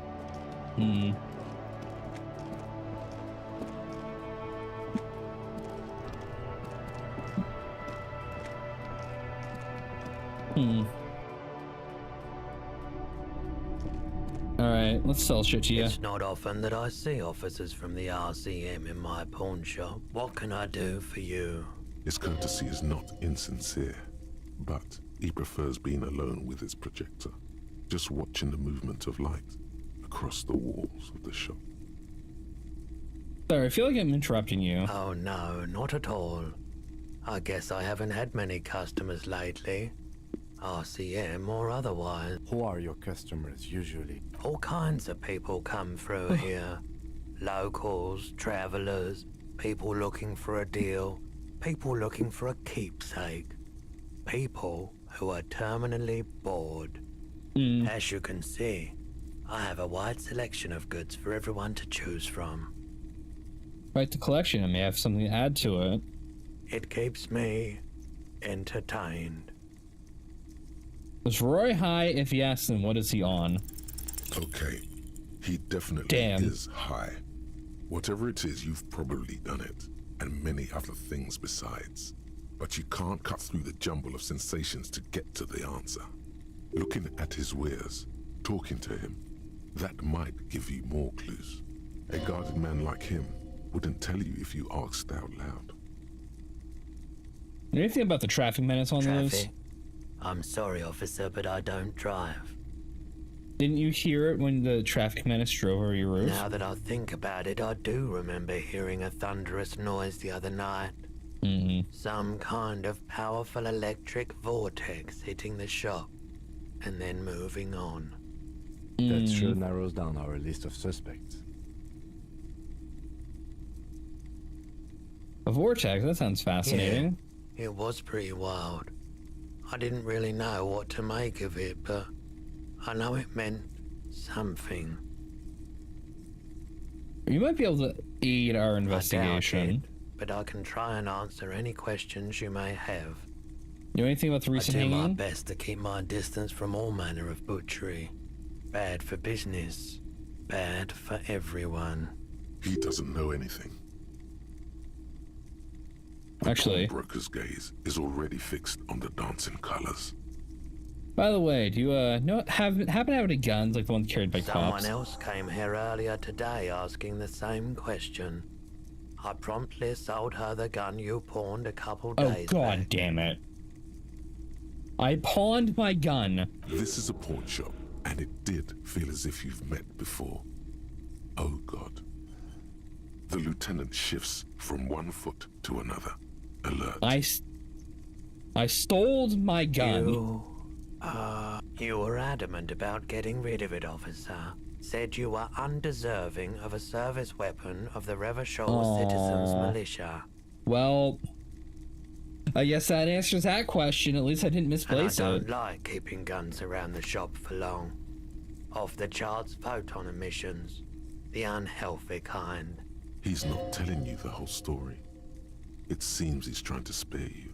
I feel like there's something you're not telling me. You weren't quiet yourself, officer. What was that you like? You were very distraught. You said the gun was a threat to your life and that you can't trust yourself with it tonight. And that you need the money. When I said that I don't normally buy firearms, you put the gun barrel in your mouth and sort of sucked on it. Then I agreed to take it. I was that kind of drunk. Normal behavior. You must have been in great shape. Fuck you, composure. How much did I sell the gun for? Real. The lieutenant looks from you to Roy, and then back to you. It's clear that he hopes this tableau might still turn out to be a bad dream. It's not, though. This has got to be the most. Wow. There's pity there, too. Come on. In case you didn't notice. My mentals are firing to yell at me.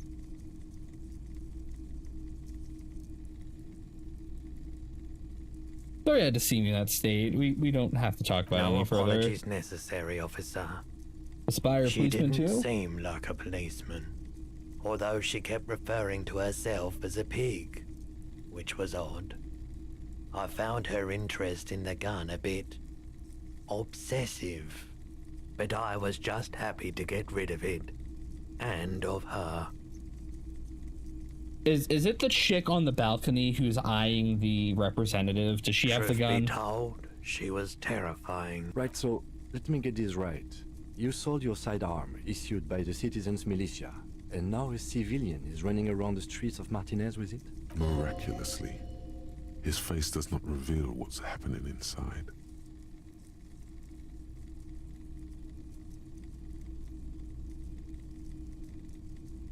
Maybe she's a vigilante, wants to prove she can do our jobs better than we can. In these parts of town. We ought to find her and discourage her from taking justice into her own hands. Any idea where I can find this buyer? My apologies, officer, but I have no idea where she was coming from or where she went. A needle in a haystack.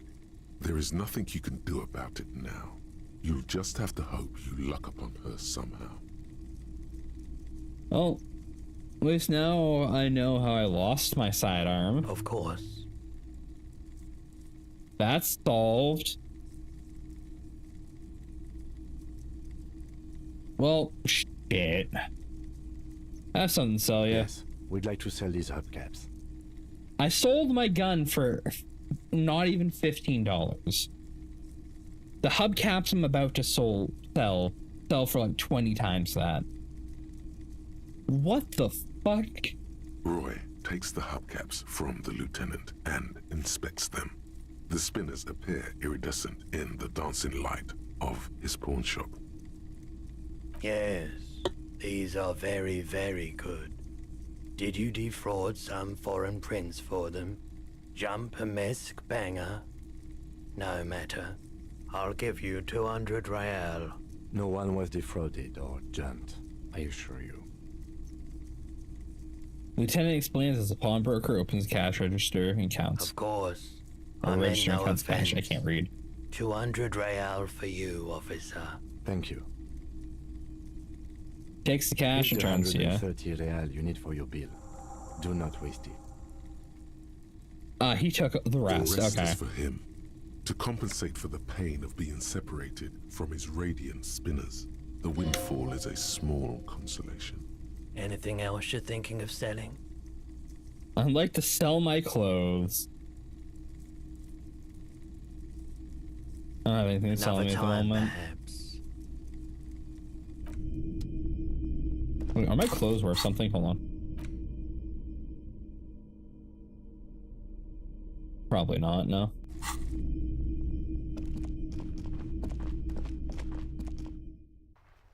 I'm gonna run around with my clipboard out and this thing in my hands, but I have nothing better to put in either of my hands right now.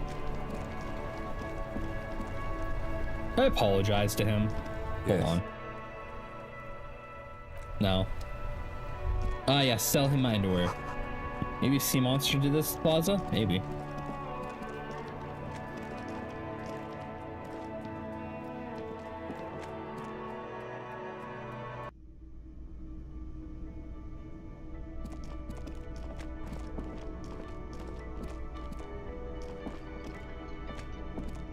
You know, if I said I broke the bird, I would have probably had to pay more.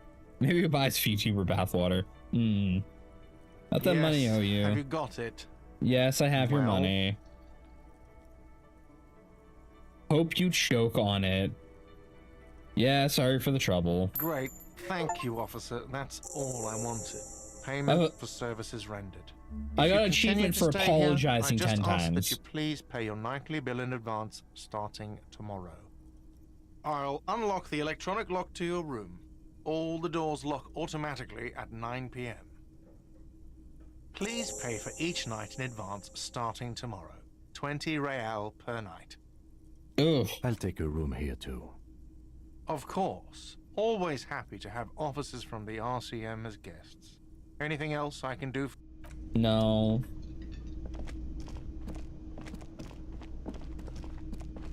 I mean, look, I could do it though. I could do the karaoke. I just need the song, man.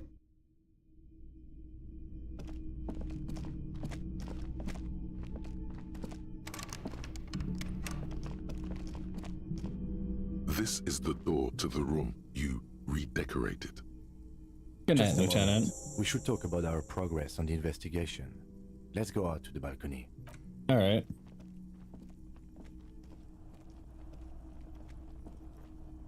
The air outside is brisk. The lieutenant is silent for Hey, a welcome in, moment. Cookie. He How you listens doing? to the traffic hum. Then, Now then, we should talk about the investigation. But I also feel you're a bit hazy on the RCM. Our role here, our rights, our jurisdiction, basically. Doing some puzzles? Hey, hope you had a good time. Welcome in, welcome in. Feel free to kick back, relax, or if you got one if you need to. I understand. You know, the whole post above you there. Hopefully you've all had a good night. And hope your stream went well. I didn't know you smoked, I have a Kim. cigarette every night when I go over my notes. It's something of a ritual. oh man, he looks so devastatingly cool with that cigarette. No. We're not gonna pick up smoking. How did you get so cool, You mean Kim? like this? This isn't cool. It's an unnecessary trial of will and unhealthy. Keeping the habit within the parameters he's given himself takes a lot of focus. It would be easier to simply quit. Yet, were he to quit, he would lose the cool factor. This man What is relishes his composure? cool quite a Why? bit below it all. I think I might want no. We're not going to go down that. We're not going to go down that road. It's been a long and even. I know better. Clearly, the detective has addiction issues. We'll be shelling out an additional like $80 for cigarettes a day or something if we go down that fucking road. How do you think today went? Well, you were so hungover that you couldn't keep it down when we approached the hanged man. So we didn't even inspect the body. And there's still much to do at the crime scene too. We didn't search it thoroughly enough. He would have put all of this more harshly, but he doesn't want you to feel completely discouraged. Probably because he's afraid that you'll just give up and keep drinking. Sorry, I couldn't do more today. I'm not a very good. Wow, you know what? Maybe I just need to be. Don't worry, Kim. I'll be in much better I look shape forward tomorrow. to that. As for the interviews, Wait, you know, prior to us, the player taking control, this dude was on a fucking bender for a week straight. And we get to play the amnesiac cop who coming out of his drunken stupor with no clue what the fuck he's doing. Apparently he was very good at his job before whatever the fuck happened. we weren't able to find the union leader, Everard Clare, much less interview him. So that's on the to-do list for tomorrow. We tried to interview the Wild Pines rep, but she asked us to do something for her first. Fine, so be it. I have a feeling Joyce knows how dangerous the situation really is. We have to get her to talk to us. If Kim is emphasizing something this much, it really must be important. Above all, though, today was exhausting. What's with all the running? You run a lot. Is that a standard Precinct 41 practice? Yeah, it's part of the GM Rock It's Shuffle. impressive, especially for a man your age. And in those hills. Nice shoes, by the way. I like the green. Goes with the orange. What are our powers exactly, the They're RCM? quite limited, actually. The power officers of the Revachol Citizens Militia exercise most frequently is imposing fines of up to 1,000 real for offenses, in accordance with an interdepartmental Is that how I'm gonna schedule. get money? I'm gonna find people. I'm gonna take their money. I'm gonna spend it on other shit.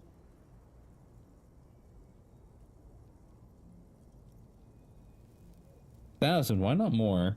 The RCM's primary role is to ensure safety. We are not really supposed to play any part in the economic structure of Revachol. Wouldn't it be easy to Yes, abuse the although power? indirectly, as citizens can always request records from their local station. Officers of the RCM have been known to take bribes of less than the prescribed fine amount. It undermines trust in the RCM. And he doesn't want me to do what I just thought We about. can Okay. arrest people, of course, but rather than bringing someone in directly, it's preferable to serve a station call slip. It prevents confusion and overcrowding. I'm gonna be sure the arrestee will show You up. can't. Those who don't show up become fugitives, though, and have fewer legal rights when they are eventually caught. It's about power projection. Thus far, they seem to mostly show up. Want someone to resist? As you may have gathered from the fact that we are expected to carry a record of our kills, like the one in your watermarks, we are permitted to use whatever force is necessary, and strongly admonished not to abuse that power. What happens to the people who We don't convict? convict. We arrest and send them to coalition government courts in Couron and La Delta. The prosecution works off our testimonies and records, which is why it's paramount to keep them. And that's why we got to keep good notes. I see.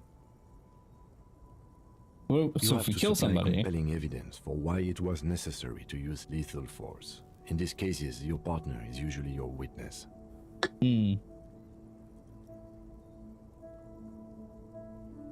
Yachio? Not a good position to be in, by the way. Internal Affairs handles these cases thoroughly, by cross-examining you for inconsistencies. It is hard to cover for anyone, which is for the best. I see. Yes, the international community's mission in Ravachol, and the moral intern more broadly. Okay, okay. The RCM was formed by the coalition government to restore order in the international zone after the revolution. So we did. Now we attempt to maintain that order. No more, no less. Gaze absently fixed on a window below that just went dark. Or perhaps it is better to say we were allowed to form. It's a point of contention whether the citizens of Ravachol or the coalition government founded the RCM. Silence. A great comment to such a conundrum. Moral Lantern, what The is it? Moralist International are the world's largest I'm gonna stand up political and stretch for a organization. moment. You know who they are. They have been running this place after the revolution failed. Actually, you know what, chat? Sorry, Raiders. I'm gonna take a quick couple-minute break. I will be right back. I need to go stretch my legs. And I get to show off my cool new AFK screen. That's great. It has music and everything.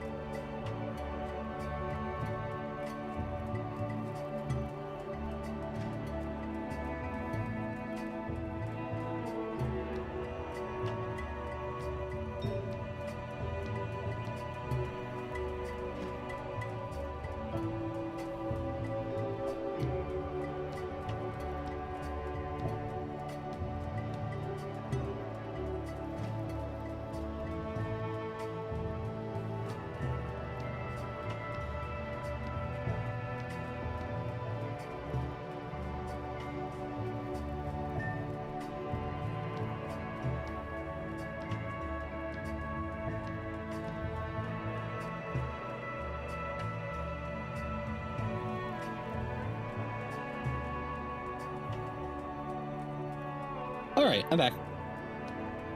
Sorry about that. I had to use the bathroom, walked around real quick, stretched my legs, you know. Healthy shit to do as opposed to sitting here for 3 hours straight.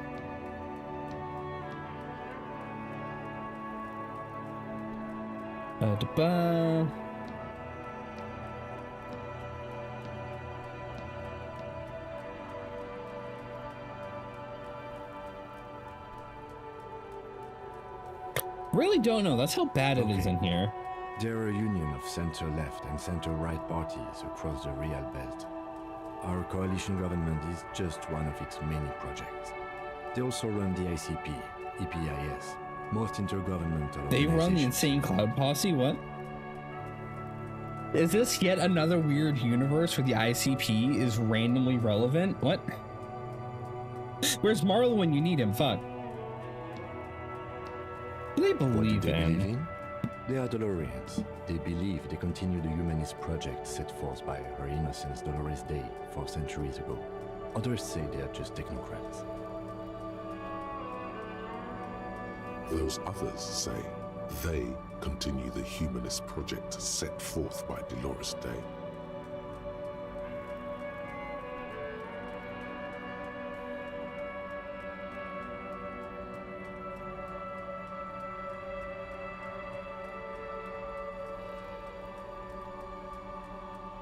What do they believe in?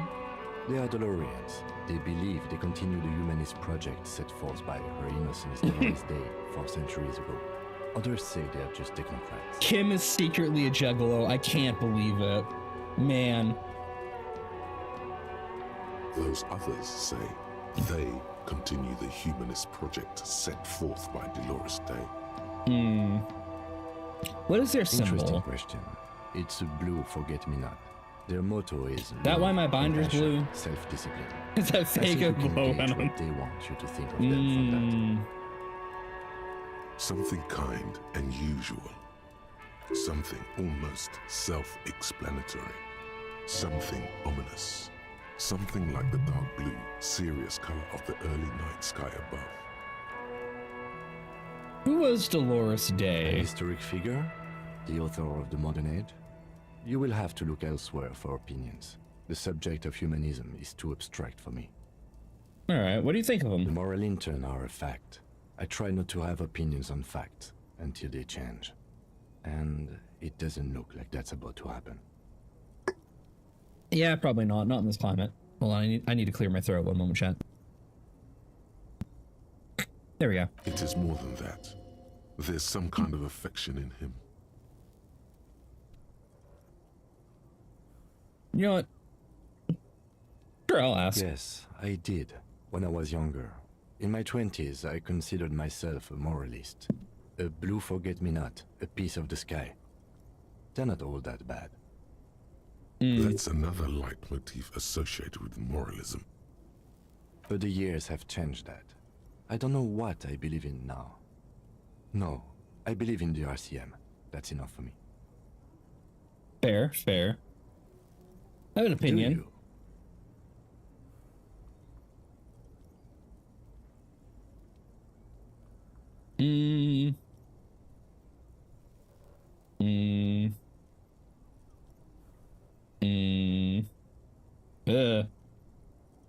The fuck is this answer? Second thought, I don't have an opinion.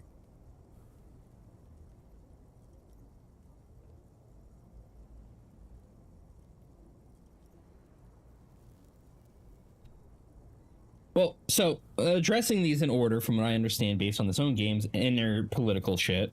No, everything happening here specifically is the Union's fault. You'd say Jamrock, as has been described as not a good place, might be the moralist's fault. This here is strictly the Union's fault that it is the way it is. Because they control every aspect here, and they themselves are a little corrupt. As we have seen with some of the sneaky shit the current runners do, or have been rumored to do anyway.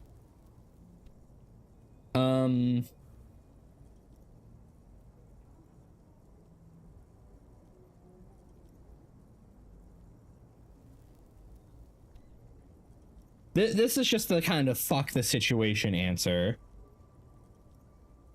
Can I just go through is there an entire option to just go through this game being ignorant and I actually align with the racist down the street? Like, why?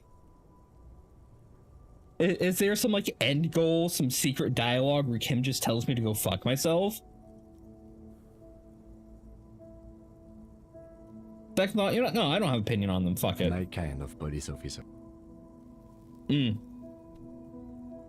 nothing, just look into the night. The dying lights of the city shimmer below. Slowly, like luminous clouds, they pass on his lenses. The lieutenant looks at his slim cigarette, contemplating the next drag. This soldier is the highlight of the day for me, he thinks. This little stick right here. An aerostatic passes overhead, the whiskers of its floodlights on the ground below. Kitsuragi's glasses light up as he looks to the sky. 2 glowing circles. They really don't like us here. And the mouth on that kid, Kuno. It's different inland, in Jamrock and the GRIH.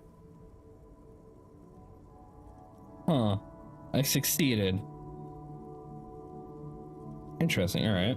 Why are they like this? It's our fault for leaving this place to the dogs, to the union, to the company, not daring to come here more often. This place has fallen between the cracks, the jurisdictions of our 2 precincts. And in Jamrock and the GRH? We run this city. West of the river is RCM land. Looks at the dark silhouette of the equestrian monument cutting to the night sky. It's incredibly hard. Human beings are... But we are in control, and it's worth it. The organization works, our systems work. If they didn't, the city would disintegrate. However, investigation will improve the situation here, at least do some good. Me too. But I wouldn't count on any drastic changes in our lifetimes. Yeah, probably not. He is very tired, but the dark circles under his eyes make him look younger, not older. Alright. Thank you for this. Yeah, it's getting very cold now. Let's go. So,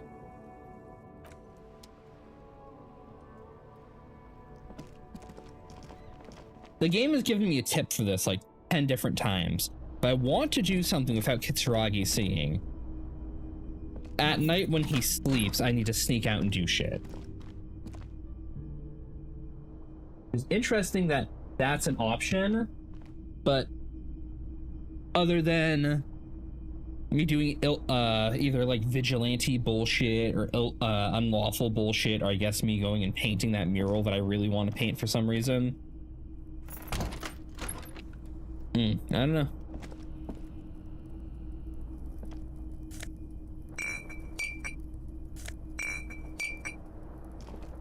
Let me clean up this mess.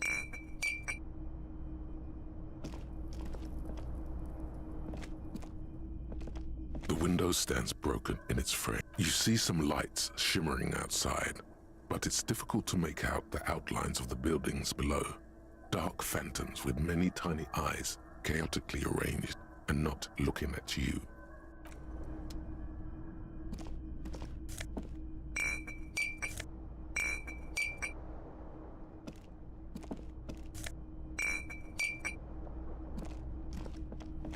The fan stands still.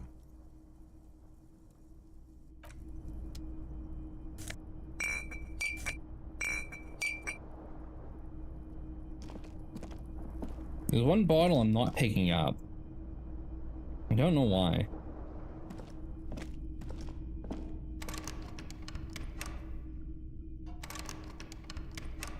If I interact with enough, does Kitsuragi come say hi? A mirror hangs on the bathroom wall. Ooh. In it, your face, adorned with the expression.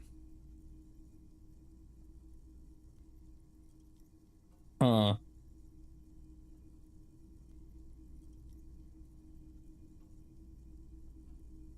Use chain cutters to fix the faucet.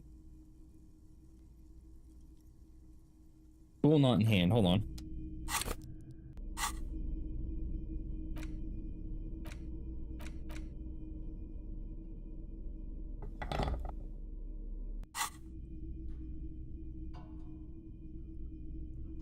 A mirror hangs on the bathroom wall.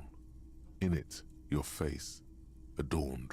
Alright, yeah, let's try this. The faucet is quite terribly mangled. 2 6s. But you just might be able to twist its parts into place. You handle the chain cutters deftly, applying just enough pressure. The faucet regains a recognizable shape. The steam stops.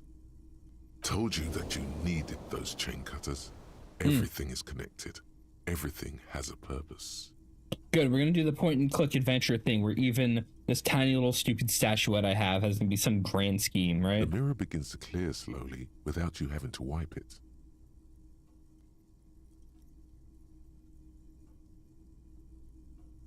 Electrochemistry. I may retry it. It's too late. Like an image on film. The expression belongs to your primary motor cortex. It would take a minor neurological miracle for you to cease producing it.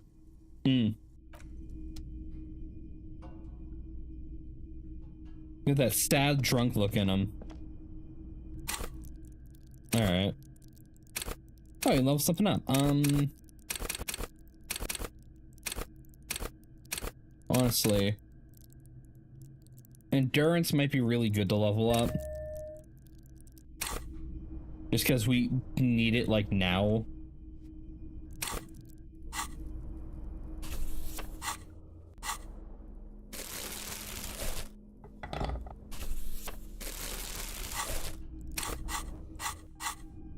Anything new in here? No, it's a white morning. I don't know. I feel like I should stay away from stuff that has negatives on it. The bed is cold and not particularly inviting, but it's yours. The sheets look awful. Oh, crawling. The sheets feel at once coarse and clammy against your skin. The bed sags beneath your weight as you stretch out and finally close your eyes. And then sleep doesn't come. But I want to sleep. Obviously, you're in bed with your eyes closed, but it's not happening. Why? Maybe it's the bed's fault. Check the Its pillow. synthetic filling has separated into hard lumps. The pillowcase smells oddly. Smells of alcohol and sweat and grease. Check the blanket. It covers your toes, stretching over your soft belly. This is your body here, intimate and warm, breathing. Under your thrumming eyelids, you see a dizzying array of colors. You won't get off this carousel quite so easily. Roll over. It's a little better. Colors, scenes, and half-formed phrases still litter your mind. Part of you is still trying to solve the case, isn't it? Who Something killed to do him? with, what was it that the lieutenant said? Union? And it's gone again. Your thoughts lost between the slowing brain waves. No more thoughts. Your breathing steadies. It's sleep time. A great silence washes over you until your eyelids twitch in your sleep and images start forming.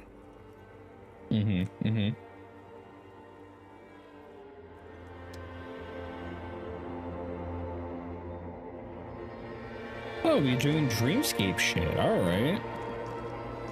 I'm dreaming of the murder. Fantastic. Yeah, he's a disco ball. Oh, it's me. I see. Do you remember the scent of your childhood? That's morbid.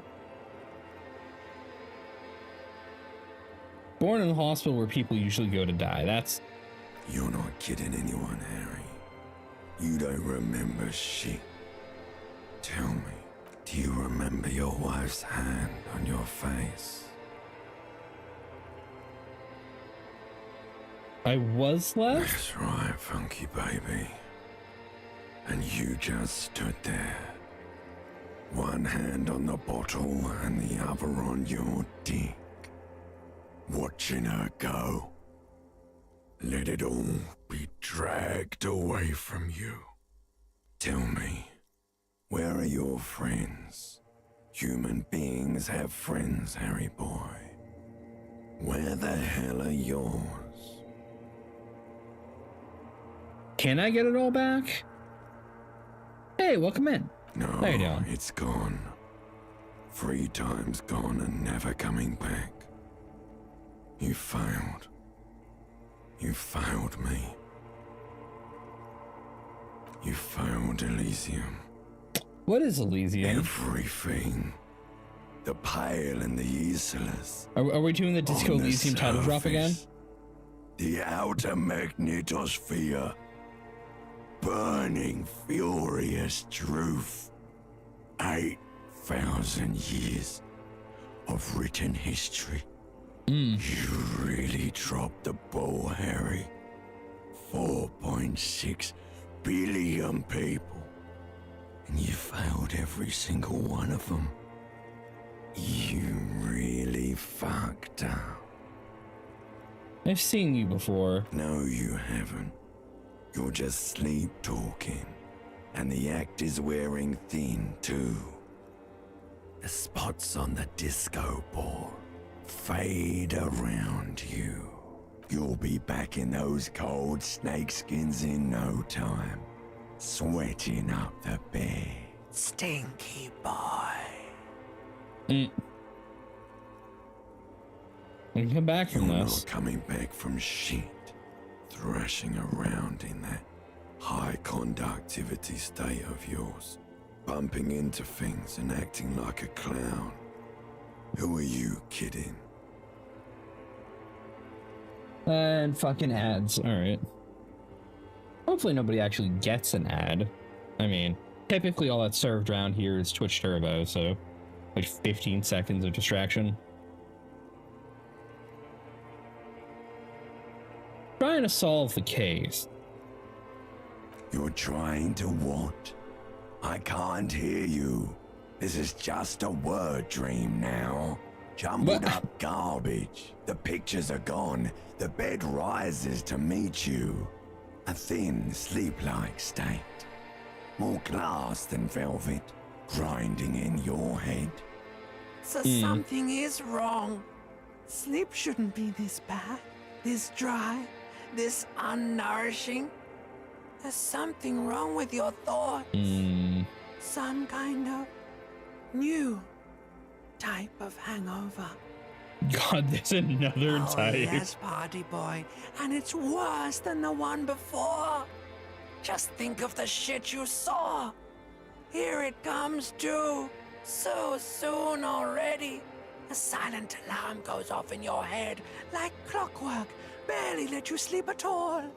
Time to get those clothes on, Harry. Time to go to work in the shit factory.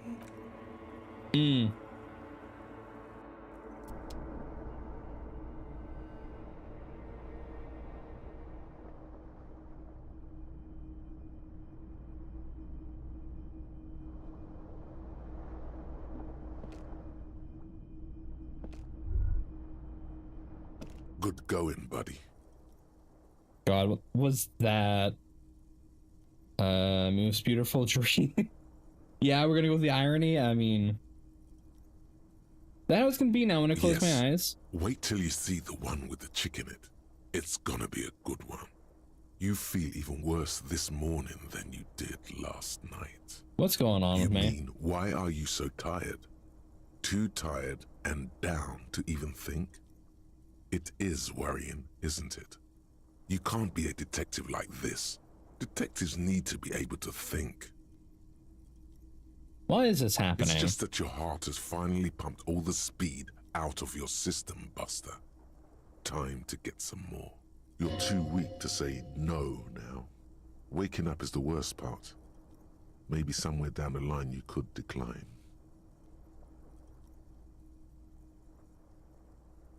I failed whatever volition check was. What is speed? Speed is a potent central nervous system stimulant. It kept you propped up all day yesterday, despite your debilitating hangover. Oh, How else did you think no. you even got up from this floor? It's power, man. It's professionalism. It makes you feel like you're young again and ready to detect. Ready to go to war against the world. Is my job about to get a hell of a lot worse if I choose not to go on drugs? Fuck. But let's not. Are you sure? Ready to live as this pathetic shell of yourself for days? Basically, a week. Let's be honest, 2 weeks. Maybe 3. You won't make it. Half the town will be dead by then. You will be fired. No, let's try not to delve and devolve into even further of a mess. I don't know why things are so bad prior. I have a feeling like if we do a second run through or something with what we know at the end here, it might be a little more like, yeah, no, he fucked up. But yeah, I don't know. Suit yourself. I didn't know. Slow, sad shell man. See how you do without your spark. Get a second run of going of, yeah, no, Harry, you fucked up. All right.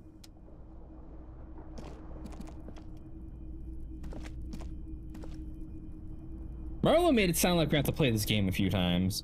I don't know how true that is.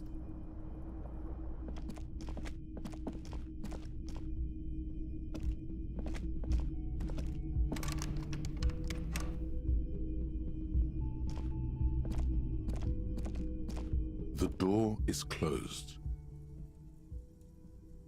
Still nothing. This door. She's gone. I think she's the one who took my gun. Nothing on the front page rings a bell. Strange.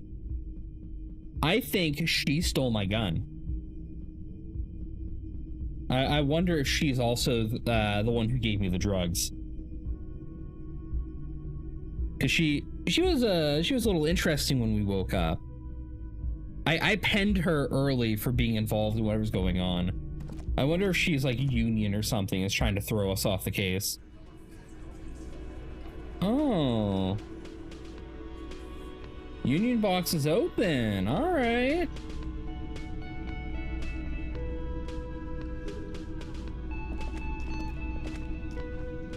Good morning. Looks like we can get to work at once. The Union muscle turned up. They look rowdy. We should talk to them. What do you mean rowdy? I mean ungovernable. Martinez isn't exactly enthusiastic about the RCM being here. They prefer to be why were you dressed like the RCM? You'd think, these you know. men who drink beer for breakfast. I skipped his dialogue. There's talk of an armed wing of the Union called the Hardy Boys, who are responsible for state policing. I think it's them. These are the men Gart told us about yesterday. I completely forgot. Sorry, I had a rough night's sleep. It's them by the looks of it. Loud and nasty, just like the manager said. One loose thread less to worry about, and one big problem to replace it. Why are there so many of them? That would just escalate tensions. No captain would sign off on it. Solving one murder isn't worth a conflict between the RCM and the Debarders Union.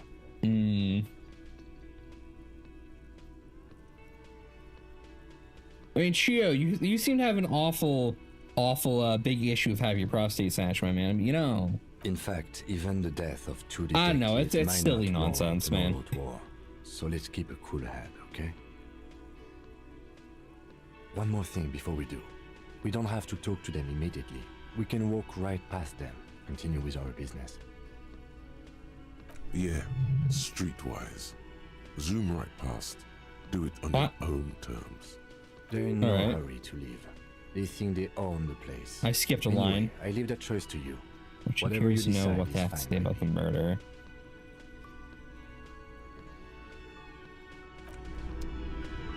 Alright. Hey lady, what's up? Just a moment. She's agitated, judging from the way she keeps pulling at the frayed edge of her blanket. And there's no public phones nearby? The closest phone booth is down the coast. Sorry for the inconvenience, ma'am. It's fine, I understand. Thank you anyway. Hey man, everything alright? Please don't trouble yourself about me, sweetie. I was just hoping to make a call, but the Whirling's phone line isn't working. The Union office probably has a phone, but I can't really get there. Or to the phone booth down the coast. And Gary's phone is dead too. Wait, what's wrong with the phone the line? manager was vague about it. They cut the phone lines because there's a corpse here to make sure nobody reported the body? Why would he be vague about phone problems? This is something to look into later. Ask God, maybe.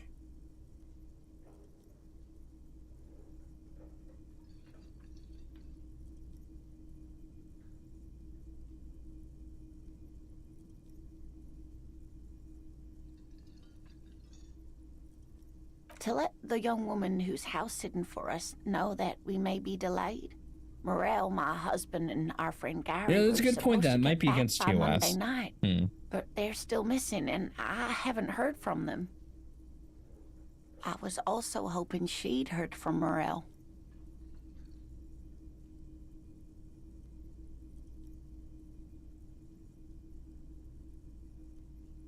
Galbite, has your husband gone missing before? That's just it. This isn't like him at all. He always plans his expeditions so carefully. Your husband's not the one hanging from the tree, is he? You have more important things to worry about. What was his Just expedition? some field work, sweetie. Morel is a highly trained scientist. All He right, and all his right. assistant Gary are studying an extremely rare species of insect. But they should have returned by now. They were just going down the coast across the water lock to set a few traps. He said they'd be back on Monday. What could be keeping them? The water lock. That was broken. Could this be it?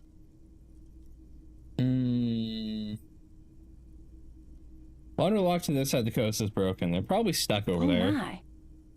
What happened to the water lock? I'm not going to believe it, but some maniac crashed his motor carriage into it. Oh, sweetie, if it weren't for you, I'd be looking forward to another sleepless night. Well, Thank at least you I was from able to the ease her bottom of burden. my heart. I was about to offer to let her Thank use the you fucking car both. phone. You're welcome, ma'am. I hate to ask, but if your investigation takes you to the other side of the coast, please do keep an eye out for my husband. Given I just know off the top of my head that she's the cryptozoologist's wife, that tells me I'm going to know the cryptozoologist soon enough. This will surely lead to a cryptozoological mystery with that extremely rare insect. Yes, some left-field scientific research. And she's told us that, but that's been her introductory name the entire time, right? Funk up that vanilla murder investigation. And if you see him, let him know Lena is waiting for him here at the Whirling. He gets so tangled up in his work that he may not know the water lock's been repaired. And it's cold out there. If I see him, I'll let him know you're here when or if I get there. You're such a dear. Thank you, sweetie. Your husband's some kind of scientist. Yes. A zoologist. A cryptozoologist, to be more precise. What is cryptozoology in this context? It's a pseudoscience that attempts to legitimize research into mythological he's beasts hunting and Bigfoot, urban I understand. That's one opinion, yes. And people are entitled to their opinions. She's used to playing off such insults casually, but they still affect her. My apologies, ma'am. I did not mean to undermine your hobby. It's not a hobby, dear. It's a subfield of zoology, one specializing in animal species that are so exceedingly rare that many assume them to be extinct or even fictitious. Searching for such species called cryptids is difficult and often thankless, and frankly, many scientists are too lazy to do it. Universities these days are rarely interested in supporting real research. I'm gonna assume you're biased because this is your She's livelihood. completely internalized her husband's struggles. They are her own. Tell me more about Morel. Looks, character. Oh dear, I'm not sure where to begin. What does he look like? Well, I need his expression is slightly grumpy, but his eyes are always bright and curious, like a small boy's. There we go. And My his arms were palms are quite fucking coarse popping when I was from trying all to stand up field and work. stretch earlier. He's quite gentle.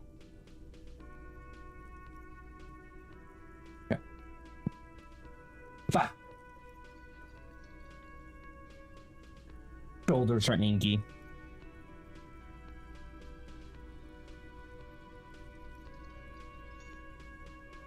Okay.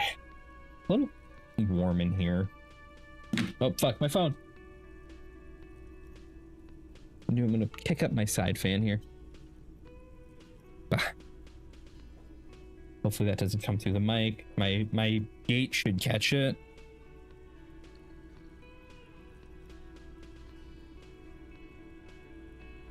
Temperature outside.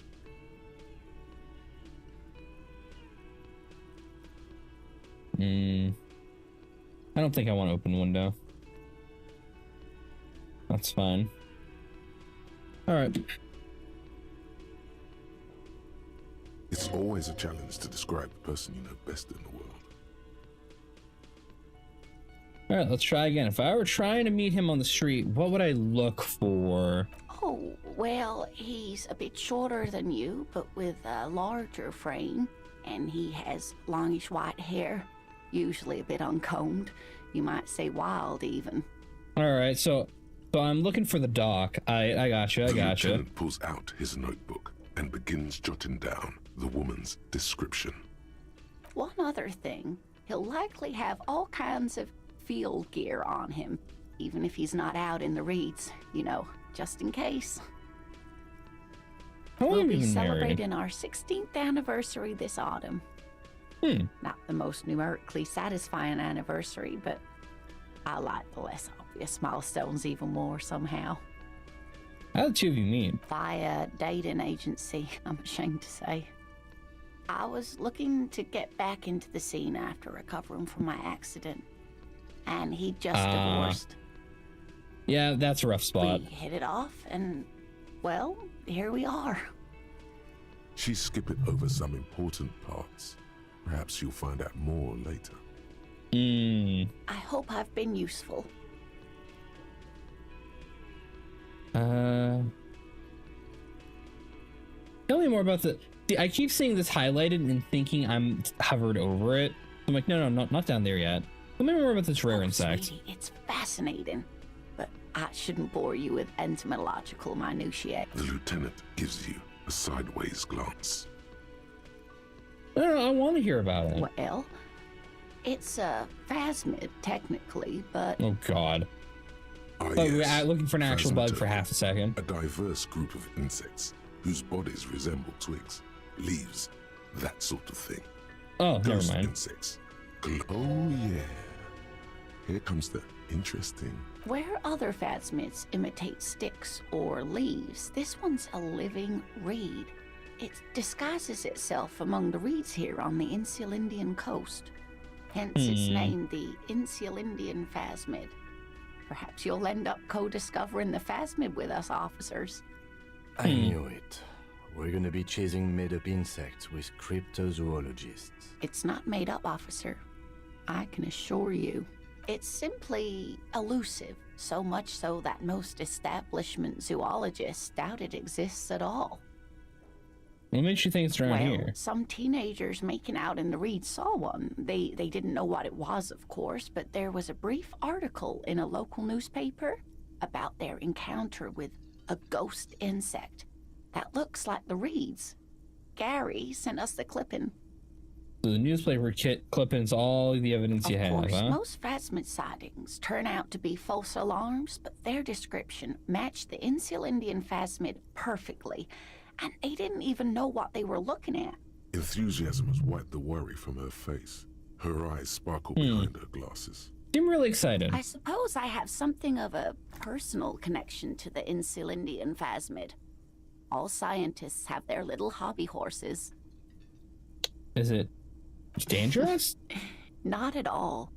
Why else would it hide itself so carefully? Does it have cool Yes, powers? It can blend in almost perfectly among the reeds. Oh, It's that's how cool it power. stayed hidden all these years. Centuries even. What's so special about the sick dear. bug? I'm afraid I'm not explaining this very well. It is very special. Morel can explain it all much better. I wish you could hear him describe it. Then you'd understand, I'm sure. Suggestion. Maybe you should convince her to tell you about some cool cryptids. Sure. There's really no point in manipulating anyone. She'd be only too pleased to tell you about her work. Go on and ask.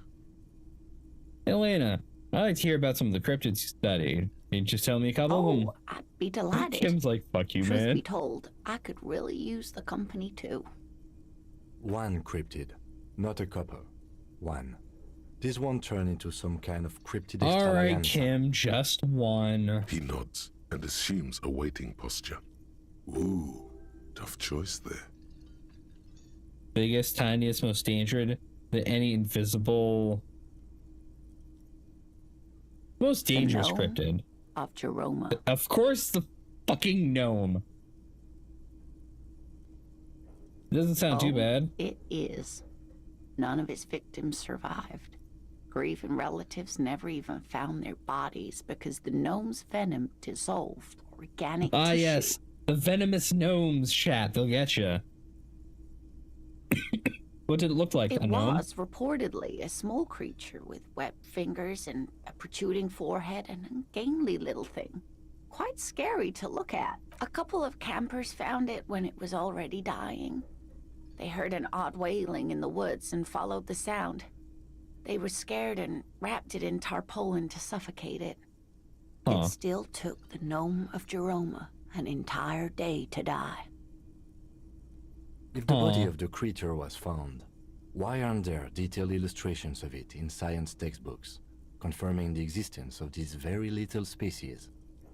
Alas, the first scientist who got his hands on the creature's corpse put it in a jar of formaldehyde, thinking that would detoxify the gnome's venom. Instead, all the venom leaked out of the creature's teeth and into the surrounding liquid, dissolving the creature itself. A poetic end, perhaps, but a real loss for science. Alas, always alas, and then it was gone. Isn't that overly convenient? A perfectly good explanation. Something so skeptical. A perfectly good explanation. It dissolved in its own venom. Go on then. Ask about more gnomes or whatever. What's the biggest? You promised you'd only ask about one. Right, cryptid. okay. I'm glad you see it that way. Did we? All right. Kim doesn't want us talking about the cryptids. Critique. Here it is. Hard facts from the man you are. You once jerked off in the locker room and were caught.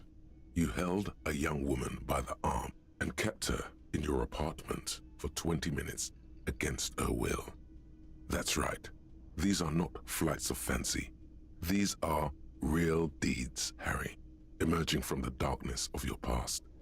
You tried shooting a fleeing suspect in the foot, but hit him in the pelvis. You know, Harry. Crippling him for life. And, above all, you let life defeat you. All the gifts your parents gave you, all the love and patience of your friends, you drowned in a neurotoxin. You let misery win, and it will keep on winning till you die, or overcome it.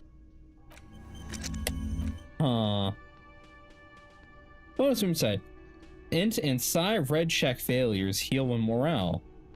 FYS and Mott red check failures heal 1 health. Learning cat for pain threshold raised to 6. Not bad, honestly. For minus, what is it? It's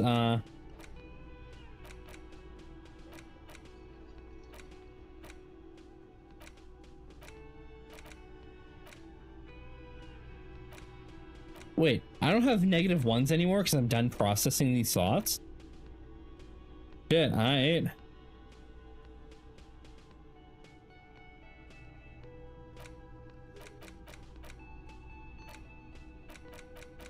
Oh, I have to unlock more thoughts. Oh shit, okay. I can't process any more internal shit because I'm just not smart enough, clearly. Let me handle this. Woman says to the crowd in the mess hall before turning to you. You seem a little different today. Less hospitable. You are far from home, Lieutenant. This isn't a district known for its love of self-proclaimed militiamen. Man, I mean no trouble. I'm just here to do my job. A muscle moves in her face, but her eyes trace yours, stern and perceptive. You are looking for Titus Hardy, who you think has information on a murder the RCM is investigating. You want to interview him. He points the man in the middle of the room. That's Titus. Talk to him. But know this. I'll be keeping an eye on you. No strong arming. Nothing official. The District of Martinez does not recognize your authority to make arrests. It doesn't matter if you recognize our authority. We will make an arrest if we have to. I don't think pushing them's the good point here, Kim. She says nothing. Her glare speaks for her. Sure, roll all this. I'm a lawyer, a legal counselor for the Dock Workers Union. I would urge you to consider what you say to my You're the one clients. who called us. I penned that. I fucking nailed that. You're totally the one who called us and set this all up to give us what we need. Well, I want to talk to you. What you want is of no significance, officer. Don't test your authority. What are you gonna do? What are we going to do to you? The union isn't going to do anything to you. It is not a crime syndicate. It is a labor organization. You sure as fuck don't behave like it. Goddamn right it is. If anything, it is the RCM who do things to people. But we digress. Why are you so aggressive to us then? Aggressive? You make your living enforcing violence. These people are just dock workers. So you were spying on us, and now you represent murder suspects. Just dock workers. Listen, you moral intern lackeys. You're a mob, enforcing the unlawful privatization of Revachol. 20 fat men in the Occident are stealing it all, and you're their bodyguards. Fuck yeah. So ask what you came to ask, or get back to your commanders.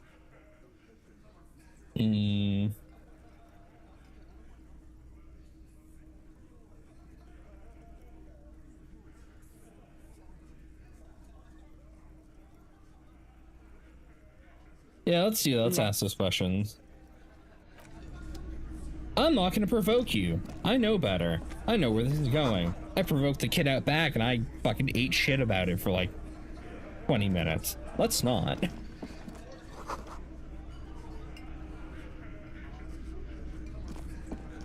Alright, Titus, you got a weird laugh for us? Where you say your bit, broad-shouldered man points at you with beer can. Detective.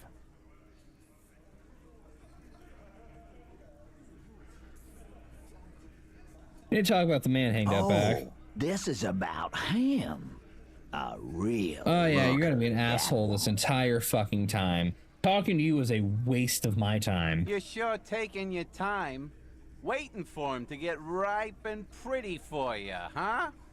Oh, he was a real pretty boy by now. Real hot stuff. Letting out that pretty boy smell. Time to go to work in the shit factory! Easy, boys. These janitors have a hell of a job cut out for them. I mean, Yeah, no, I wouldn't go in don't. there for $1 million. See, part of me would typically agree with, you know, fucking with the cops and chastising like this, but man, fuck. You might want to start asking your questions now. It's not going to get better than this. Yeah, I'll scan the room. I see here. You got business with my boys. You got business with me. No, your boys are talking to me. Who are He they? understood what you were doing, taking inventory of them. You don't want me to look at them because one of them's guilty. You motherfucker. Yeah! The union fuck did with the this. Hardy You boys, motherfucker. You fuck with Titus Hardy. Relax, Dennis. No one is fucking you yet. There's the 40-something man in the corner with a plectrum hanging from his neck. Yeah, Dennis, calm down. No one's fucking you, you stupid fuck. Let Dennis enjoy his fucking, man. We don't mind. Notice the gang tattoos. The man must be either Mesk or Samarizian. Yeah. Huh. You're not even being fucked, Dennis. Easy, fellas. We got company. Let's see what Titus brings puts it the into cop it. around. Too late. You already scanned the room. you got a pretty good picture. Got it. Good. You could take another look at the tracks in the yard on the crime scene. See if they fit this bunch. Good point. Good point. Are they deep tracks? Man hanging in the backyard. Did you do it? I know one of you did it. I don't even need to ask this. The pretty boy. You guys really love talking about that pretty boy. Funny. But my partner and I have a serious matter to discuss with you. You're involved somehow. I just want to prove you. Well, maybe you should just fuck off then. Well, your hostilities, my man. Don't worry. We are resourceful. We'll find a good topic for us to discuss. I'm gonna take off now. I'm gonna go check out those footprints, my man. And I'll be back. I don't even need to do anything myself. I'll be back. I'm gonna walk out there and you guys are gonna flatten the entire yard, aren't you?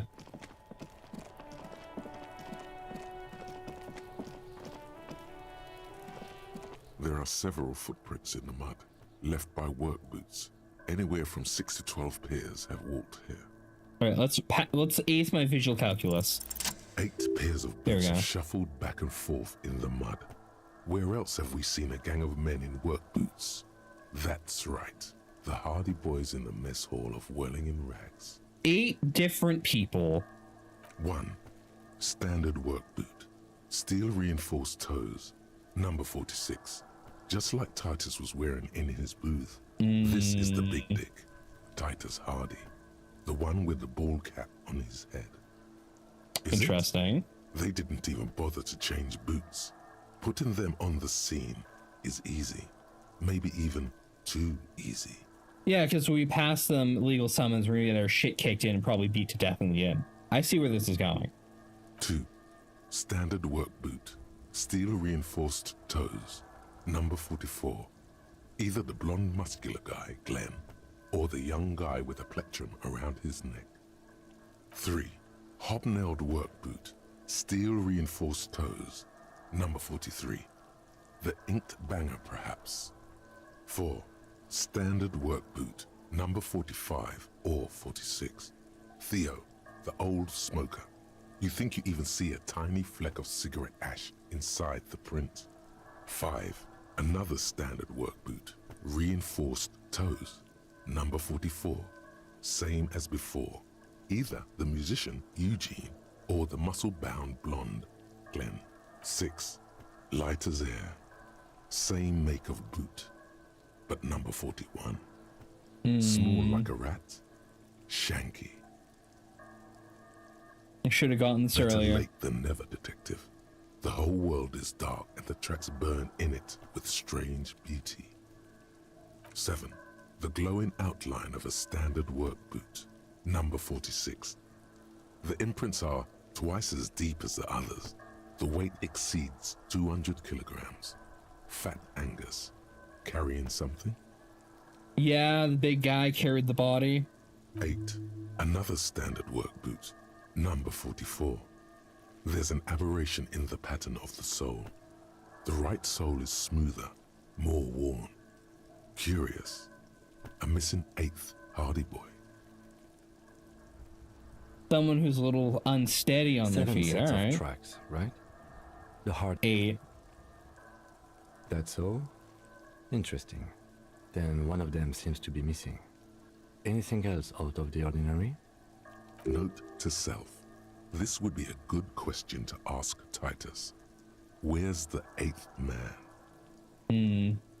One soul smoother than the other. Interesting. Let's name it the Old Soul. I wouldn't be surprised if this was the missing Hardy Boy. Wonder who he is.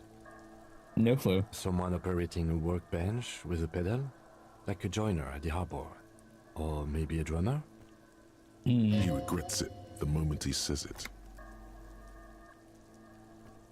Just nod. I don't know why I said that. We are not looking for a drummer. We are looking for a group of dock workers. I mean, maybe a band did it. We don't know. Perhaps it could be a driver. A driver would wear out their right shoe before the left. The accelerator is on the right. Interesting. If only I had come up with that Doesn't seem idea. to hear you, looking south toward the traffic jam instead. The machines are silent. The engines are all turned off. We should keep our eyes open around the traffic jam. See whether anyone strikes out as a potential suspect. Seems prudent, no? Yeah. Light step, I'm 41 guessing shoe. that's the skinny Hardy boy. The one with his front teeth missing. I Yeah. could still be wrong, but I'm probably not. Heavy one, 200 kilogram? This could be the combined weight of two people, one carrying the other who's tied up. Let's say a heavily built worker carrying a similarly built armored man. Maybe it was a fat Hardy boy, the one sitting in the middle. Yeah, that's what I was thinking. He might be right. 200 kilograms of living weight is unlikely.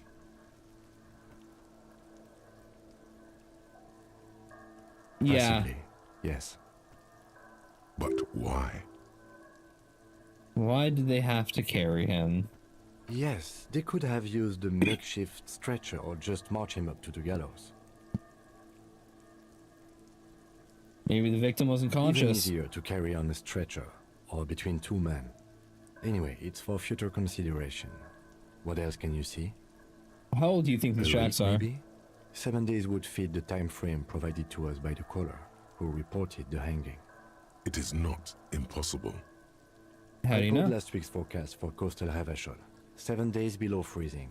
The day before, the day of his hanging, was the last warm day. Correct again. Sub-zero temperatures would preserve the tracks in a good state. The commotion here could have taken place a week ago. I think we've been through it. What do you think What do I happened here? think? A mob of people brought something heavy to the tree. One of them was carrying the victim. They shuffled around, especially under the tree. Then, after hoisting him up, they stood in a semicircle facing his direction. At first glance, this appears to be a lynching. Or they had already killed him and they're trying to make it look like a lynching. Indeed. They all stood in a row here and looked at the tree. So far, so good. Only one thing missing. Of course, there were 8 tracks, but there are only 7 Hardy boys. Yeah. Which one is missing, do you think? I'm going to say it was our odd soul. The odd soul is present at the lynching, but isn't present at the mess hall. I doubt the Hardys are going to tell us who this person is. For now, it's best if we just keep our eyes open. I'm Well- sure our investigation will eventually lead us to the odd soul. We are aware of one person who's supposed to be here, but suddenly quit work and left. You know.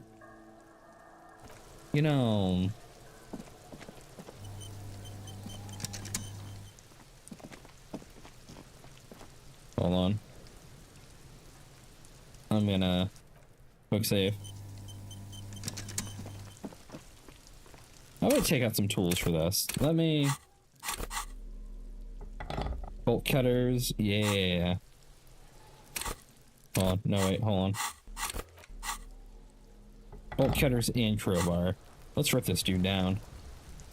There he still is, looking right through you with his white eyes. The body below is entirely dedicated to that corpse smell.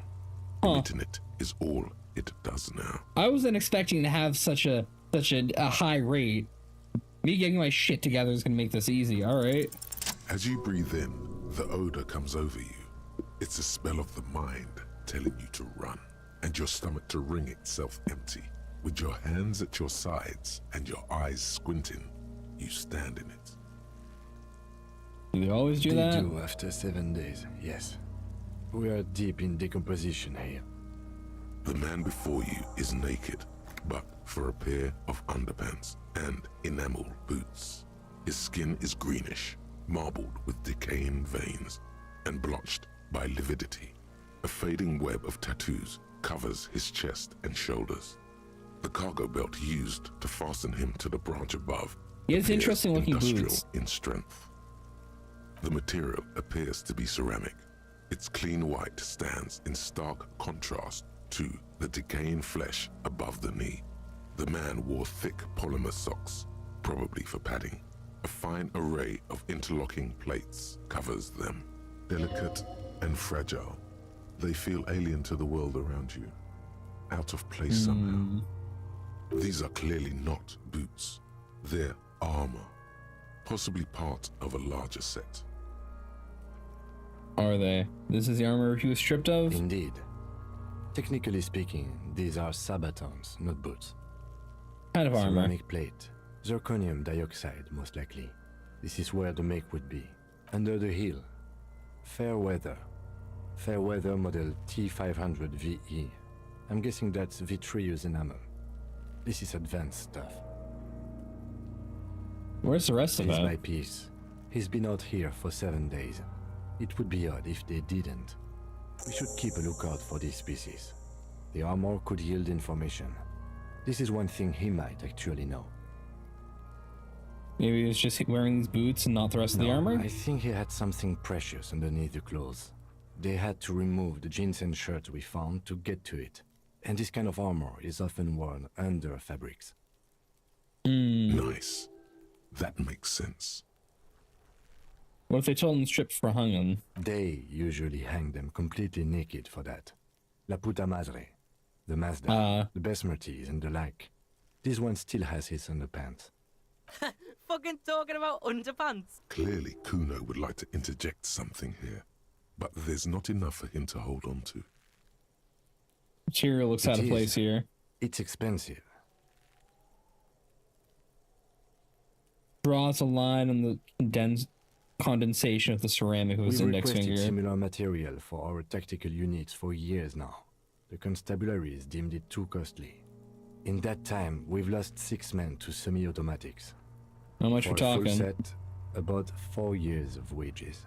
Damn. For the northwest region of Revachol, an officer's average yearly income is 5,500 real, unadjusted for rank. As A lot a of wage, ticket. it's regrettably small.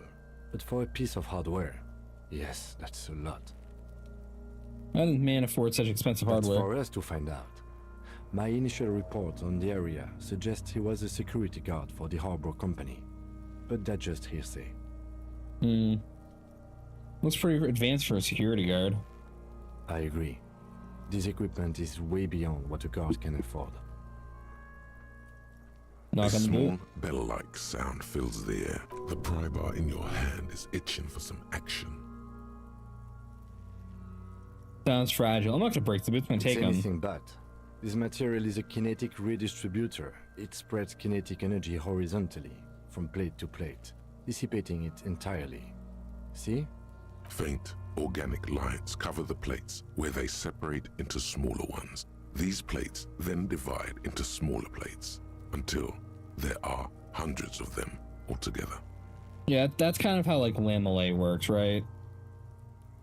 Thick padding on top of padding on top of padding. So less protect you from the blow through like normal means, and more it just softens the blow to the point where it doesn't really do much. Like whirls of floorboards, the design looks organic, influenced by highly resistant wood materials, like lignum vitae and ebony perhaps. What does this remind me If of? trees were made of porcelain, this is what their cross-sections would look like. The smooth, glossy surface fractures into ever more intricate interconnections, peaking on the right sabaton, where you notice. The whirls are in the shape of a letter and number combination, E50, 100, 1000. Looks like there's a serial number. Can you read it to me? All It's right. a make and a number. That's something. We can use the radio in my kinema when we're done. Either station can chase it for us. Pull the boot This off. feels dangerous. Are you sure? Grab the boot under The your arm. stench fills your nostrils. I'm gonna As you snap his push neck and pull him down with me, aren't an I? ominous creaking sound comes from above. Stop! Pig's gonna pull his head off. Brutal!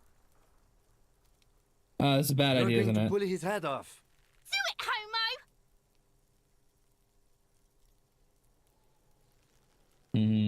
Do I engage with the kid? No. Pull Do what? his head off. There's no point performing an autopsy if you do.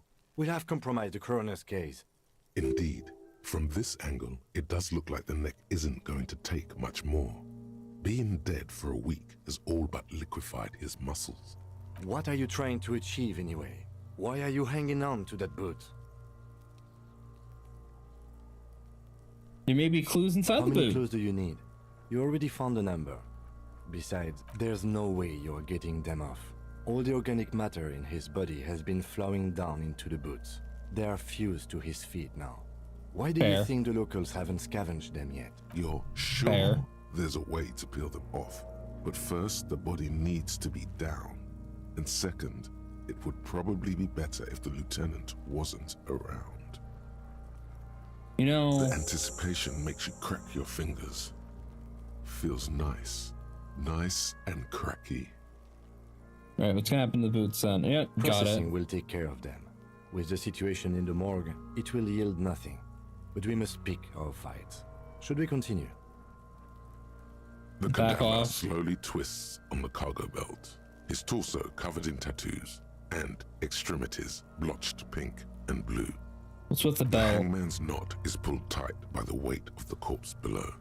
Yellow, hard-edged polyester cuts into his neck.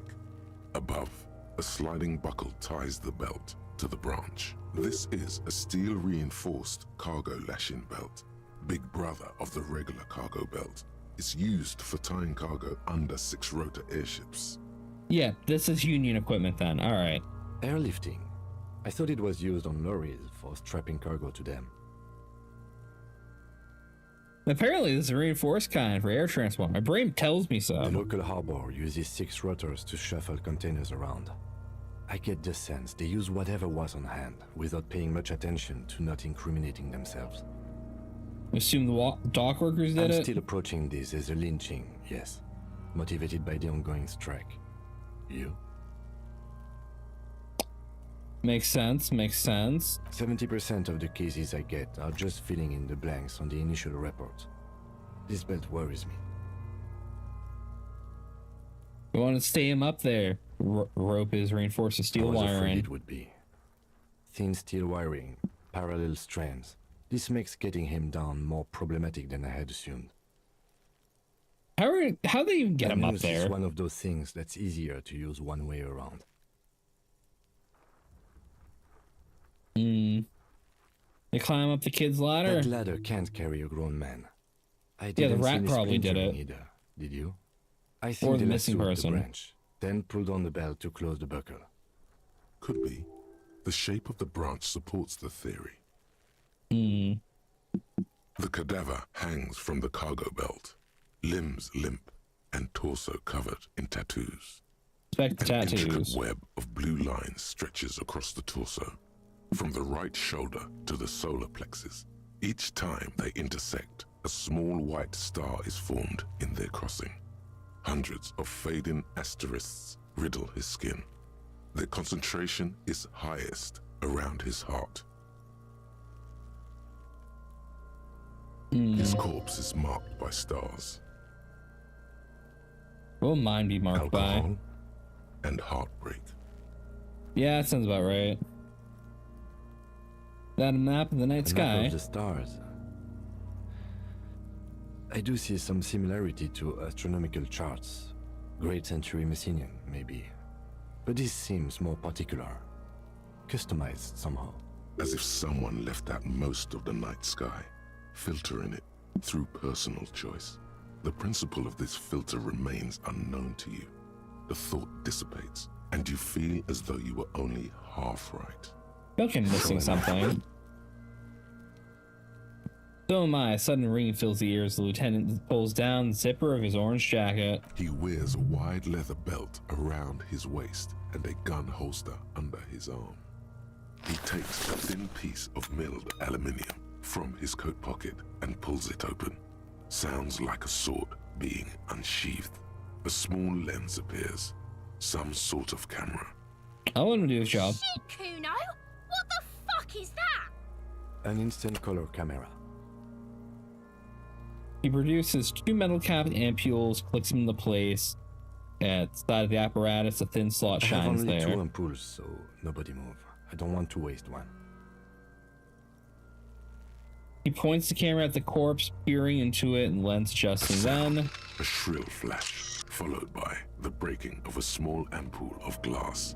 You see streams of color pour onto the thick, glossy You know, piece of they paper, did really good artwork rolling for out. this. Well, I'm sorry you're annoyed, Chio. I don't know what you're annoyed by, but I apologize for it. In case we need it. The lieutenant says and shakes the paper, letting it dry in the cold wind on a color-perfect copy of the dead man's tattooed chest. Boom machine. Yes. It is pretty cool, isn't it? There is only one ampoule left. Use it wisely. Yeah. It contains insight to the victim's person. By his build, I'd say this was a man of physical violence. The story he wanted his body to tell was important to him. It is his letter. To us. Someone should decipher it. We'll need to show it around. Can I have it? I should look at it later. Without the corpse smell. Sure. Hold on, my voice is going... bleh, bleh. The glassy-eyed corpse looks by, his mouth mute and his skin as colorful as the chemical rainbow on the photo paper. Man, they wrote with opportunistic organisms. They wrote a lot of descriptions for this corpse for every single time I enter and leave this fucking menu. I wonder if they repeat. Look him in the eye. His eyes are milky white and blind to the world, protruding comically from their sockets. There is no one home, just subaquatic terrors there. Dark brown hair grows on his head. His face is ready to explode from the organic processes inside. The death's head grin has passed. What remains is an unrecognizable mess. Inland Empire doing something useful and not telling me weird shit. Let's go. I'm gone. I can see you're gone, but who are you? I'm a joke. Look at me. Nothing funny about you. There is nothing funny about jokes either. Fair. Where are you? When were you live? A killer. Who were you? Motherfucker. And a killer. Go ahead, Cobbo. Where have you gone? Into the wild pale yonder. Where is in that? The past. Way out in the west. What is happening? What do you mean? I mean, I'm talking to you. The power of your... Black frothy liquid starts bubbling. Imagination. Damn, I have a wild ass imagination. Ask me more questions. You fucking love questions. Well, I do. Why? Because you're a copperoonie. Look at all of them go. Do you want more questions? Give me a comical amount of questions. Coming right up. Copperoonie, Rooney. My name Rooney? Fuck no. You're no Rooney. I do strike myself as Rooney. No, you don't. Between you and me, your name is probably Harry.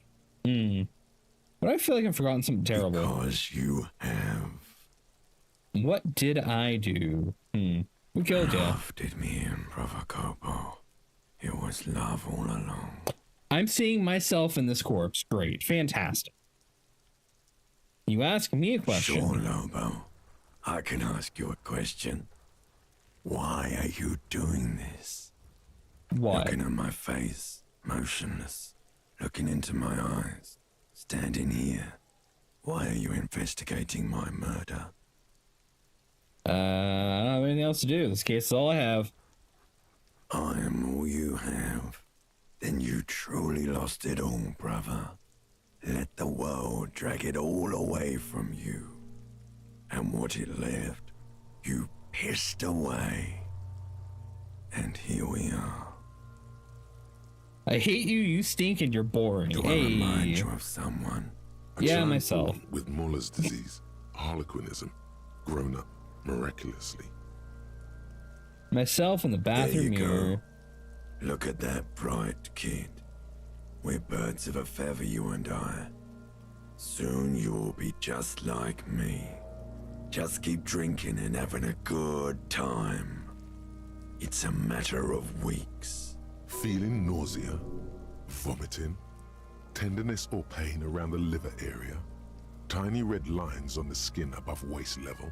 More like days, Coppo. The clock is ticking. Your liver tells you so. Come back later, Coppo. Amuse yourself with my frank manners and my memento mori features. If possible, also, see me in your dreams. The text is different from what that actually said.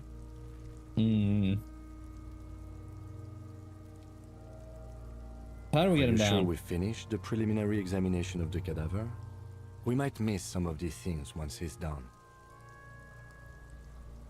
Step back and have another cadaver look. slowly twists on the cargo belt. His torso covered in tattoos and extremities blotched pink and Went to take a step as you back. narrow your eyes, the monster before you blurs into a violent mess of green and pink. This is a trick. You've done it before.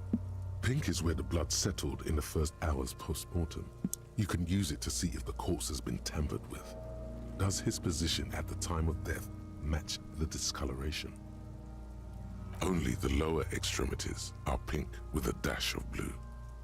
His fatted hands, thighs, and his neck, just above the noose. The rest of the corpse appears dark green in the cold spring air. Face and hands are pink, thighs too. I see it. His neck too. The lividity goes right up his chin. We have good, well-pronounced discoloration here.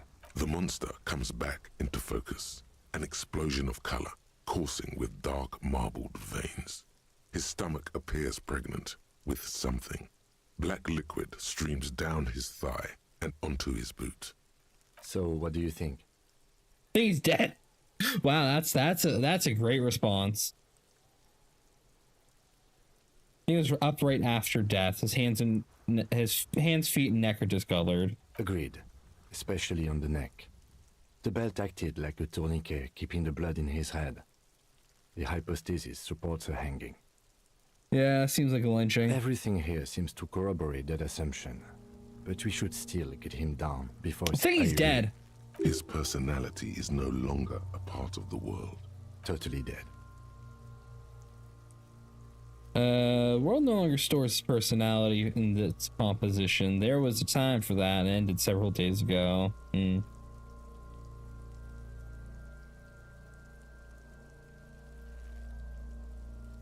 What is dead anyway, man? He's dead. Yeah, well, you know. Something's coming out of him. Blood and feces has eaten into the frozen mud below the man's feet. Purge liquid is dripping into it, drop by drop. The victim appears to have contained no more than half a kilogram of digestion at the time of death. The fuck he's saying? Talking about shit. Maybe went to the toilet sometime before death. Why is this an option? What the fuck? Maybe. Beaten up, see the bruises? I do. Most of them are post-mortem. Maybe even all of them. The delinquents have made our jobs harder with their little sport. Stop talking in riddles, coin slot. It means you fucked him up good, Kuno. Fucked him up brutal like. Fucking But kids. there is no breath to catch. Only the cadaver filling the air and your nostrils. He slowly rotates before you. The steel-reinforced belt presents a unique challenge. I brought chain cutters, but I don't see a good angle of approach to the belt. He doesn't actually think the challenge is unique. He thinks it's frustrating, annoying, and harder than he thought. The cadaver is a good 1.2 meters up. Neither one of us can reach the belt without assistance. And even if we do, there's the question of cutting the airship strength material. Solid Climb up branch. there and saw the branch? Yeah, it seems There dangerous. has to be a less risky way, with less falling down of trees. I mean, they're clearly kids of the dock workers.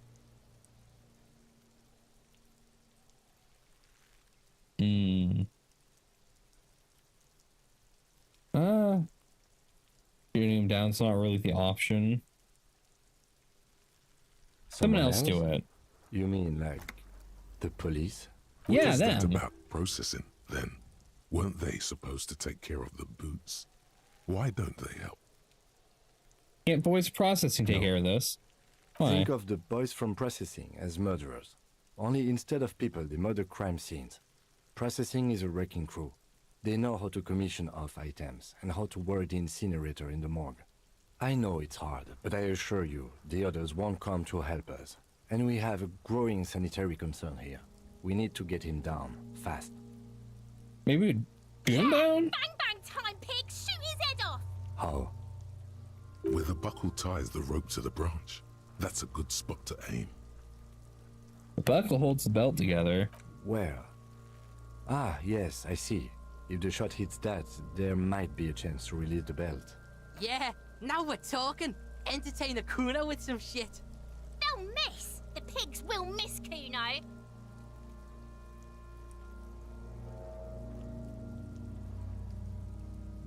I'll let him Silence. choose. With his elbow sharp, the lieutenant unzips his jacket and produces a lightweight firearm. He drops a paper cartridge in the barrel. If I aim separates and the take the shot, I'm gonna miss and gives regardless, the right? Cartridge 5 tucks, securing it in place. That's a Kiel A9090 Armistice, mass-produced muzzleloader, ascetic, frugal, one of the most common firearms in the world. He then steps back and assumes the fellow's desk position, taking aim. The corner of his eye twitches. His finger is on the trigger. Easy does it.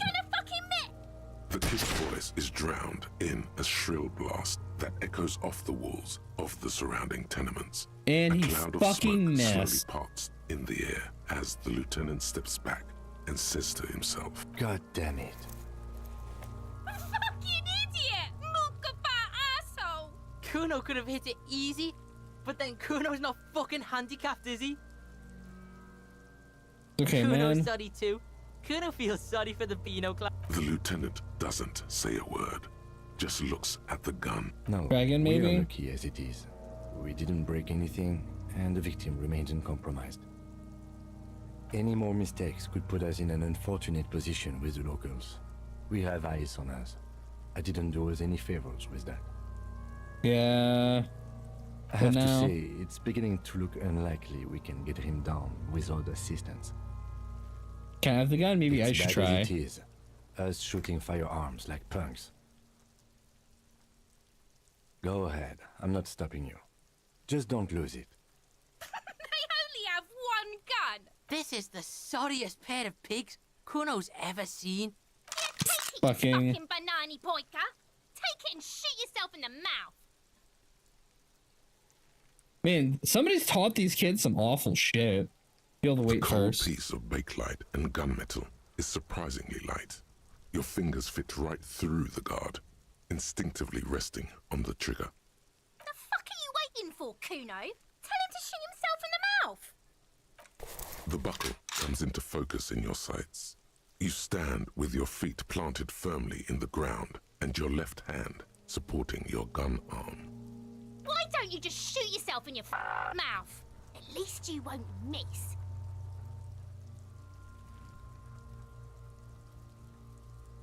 Point the gun at them. The dock workers would fucking kill me. Close my Your left field eye. of view narrows. The branch slowly moves, becoming Man. entirely two-dimensional. The metal buckle glimmers, slick with the falling rain. The corpse slowly rotates. The slow movement of the branch in the wind and your shoulders directing the gun sink up, dancing hypnotically. Look, he's crying. You gonna cry now, fucking faggoty? It's not quite a 50-50. Let's go for it. I passed? Shit. A better shot than I thought it buckle was. Alright. explodes into tiny pieces, coming loose with a whir. With your hand numb from the recoil, you look at the body slump down. For a moment, the man appears to kneel in front of you, looking straight at you, helpless, trapped within itself. Who killed Communism. you? Figures, yeah. It takes a millisecond for the association to flash within your cortex. You have no idea where it's coming from. Well, yeah, no shit. The Union killed him. Then the rigor in his muscles gives up, and he smashes sideways into the spring mud, letting out a horrid stench. You've been police. How did I do that? Being a damn good shot. Ace is high. The Ace is High, a custom invented by the aerostatic brigades during the revolution, is used to celebrate success in Revachol, especially in sports. The gesture is spread across the world despite the defeat of the revolutionaries themselves. Easy high five, all right. I'm gonna do it with a gun. The The fact that I'm takes a little disappointed. hop to perform the customary salutation. Your palm hurts from the slap. It's precise and down to the point. I knew these guys were Well, now We'll perform a field autopsy and determine the cause of death. But before... Excuse me. Slumped on the ground like that has not improved the way the corpse smells. The fall seems to have released something deep inside it. It looks like I feel like taking a break from the stench. I'm sorry to interrupt the jubilations here. Just a little breather before we do the yes, autopsy. I had a thing. There was an option early to just be a hobo cop. There's a whole like dialogue chain for him. Like, huh. All right, I'll go back his gun. We should try to interview Evrard Claire, the leader of the Union. Harbor property was clearly used in the hanging. The harbor just east of here. Getting in might prove a challenge, though. I would also suggest we interview Joyce, the Wild Pines representative. But we've already done that, so good for us. One down, one to go. Is this the famous list of initial interviews? And those were the interviewees. Let's go. All right. This is a great place to save for the night, honestly. It's been a nice 4 hours. Chill, go get some shit done. Thank you all for coming out tonight, everyone. Hope you all enjoyed yourselves. No, I did. If you really enjoyed yourselves, check out my socials. I will be back. I'll be back tomorrow. There's a chance I'll be dealing with something tomorrow, but I'll be back tomorrow. If not, maybe Wednesday. That one's kind of up in the air now. Thursday for 3D can. So, you know, I'll be back. We'll figure out my schedule later. Till next time, everyone. Take care. Have a good night. And I'll see you when I see you.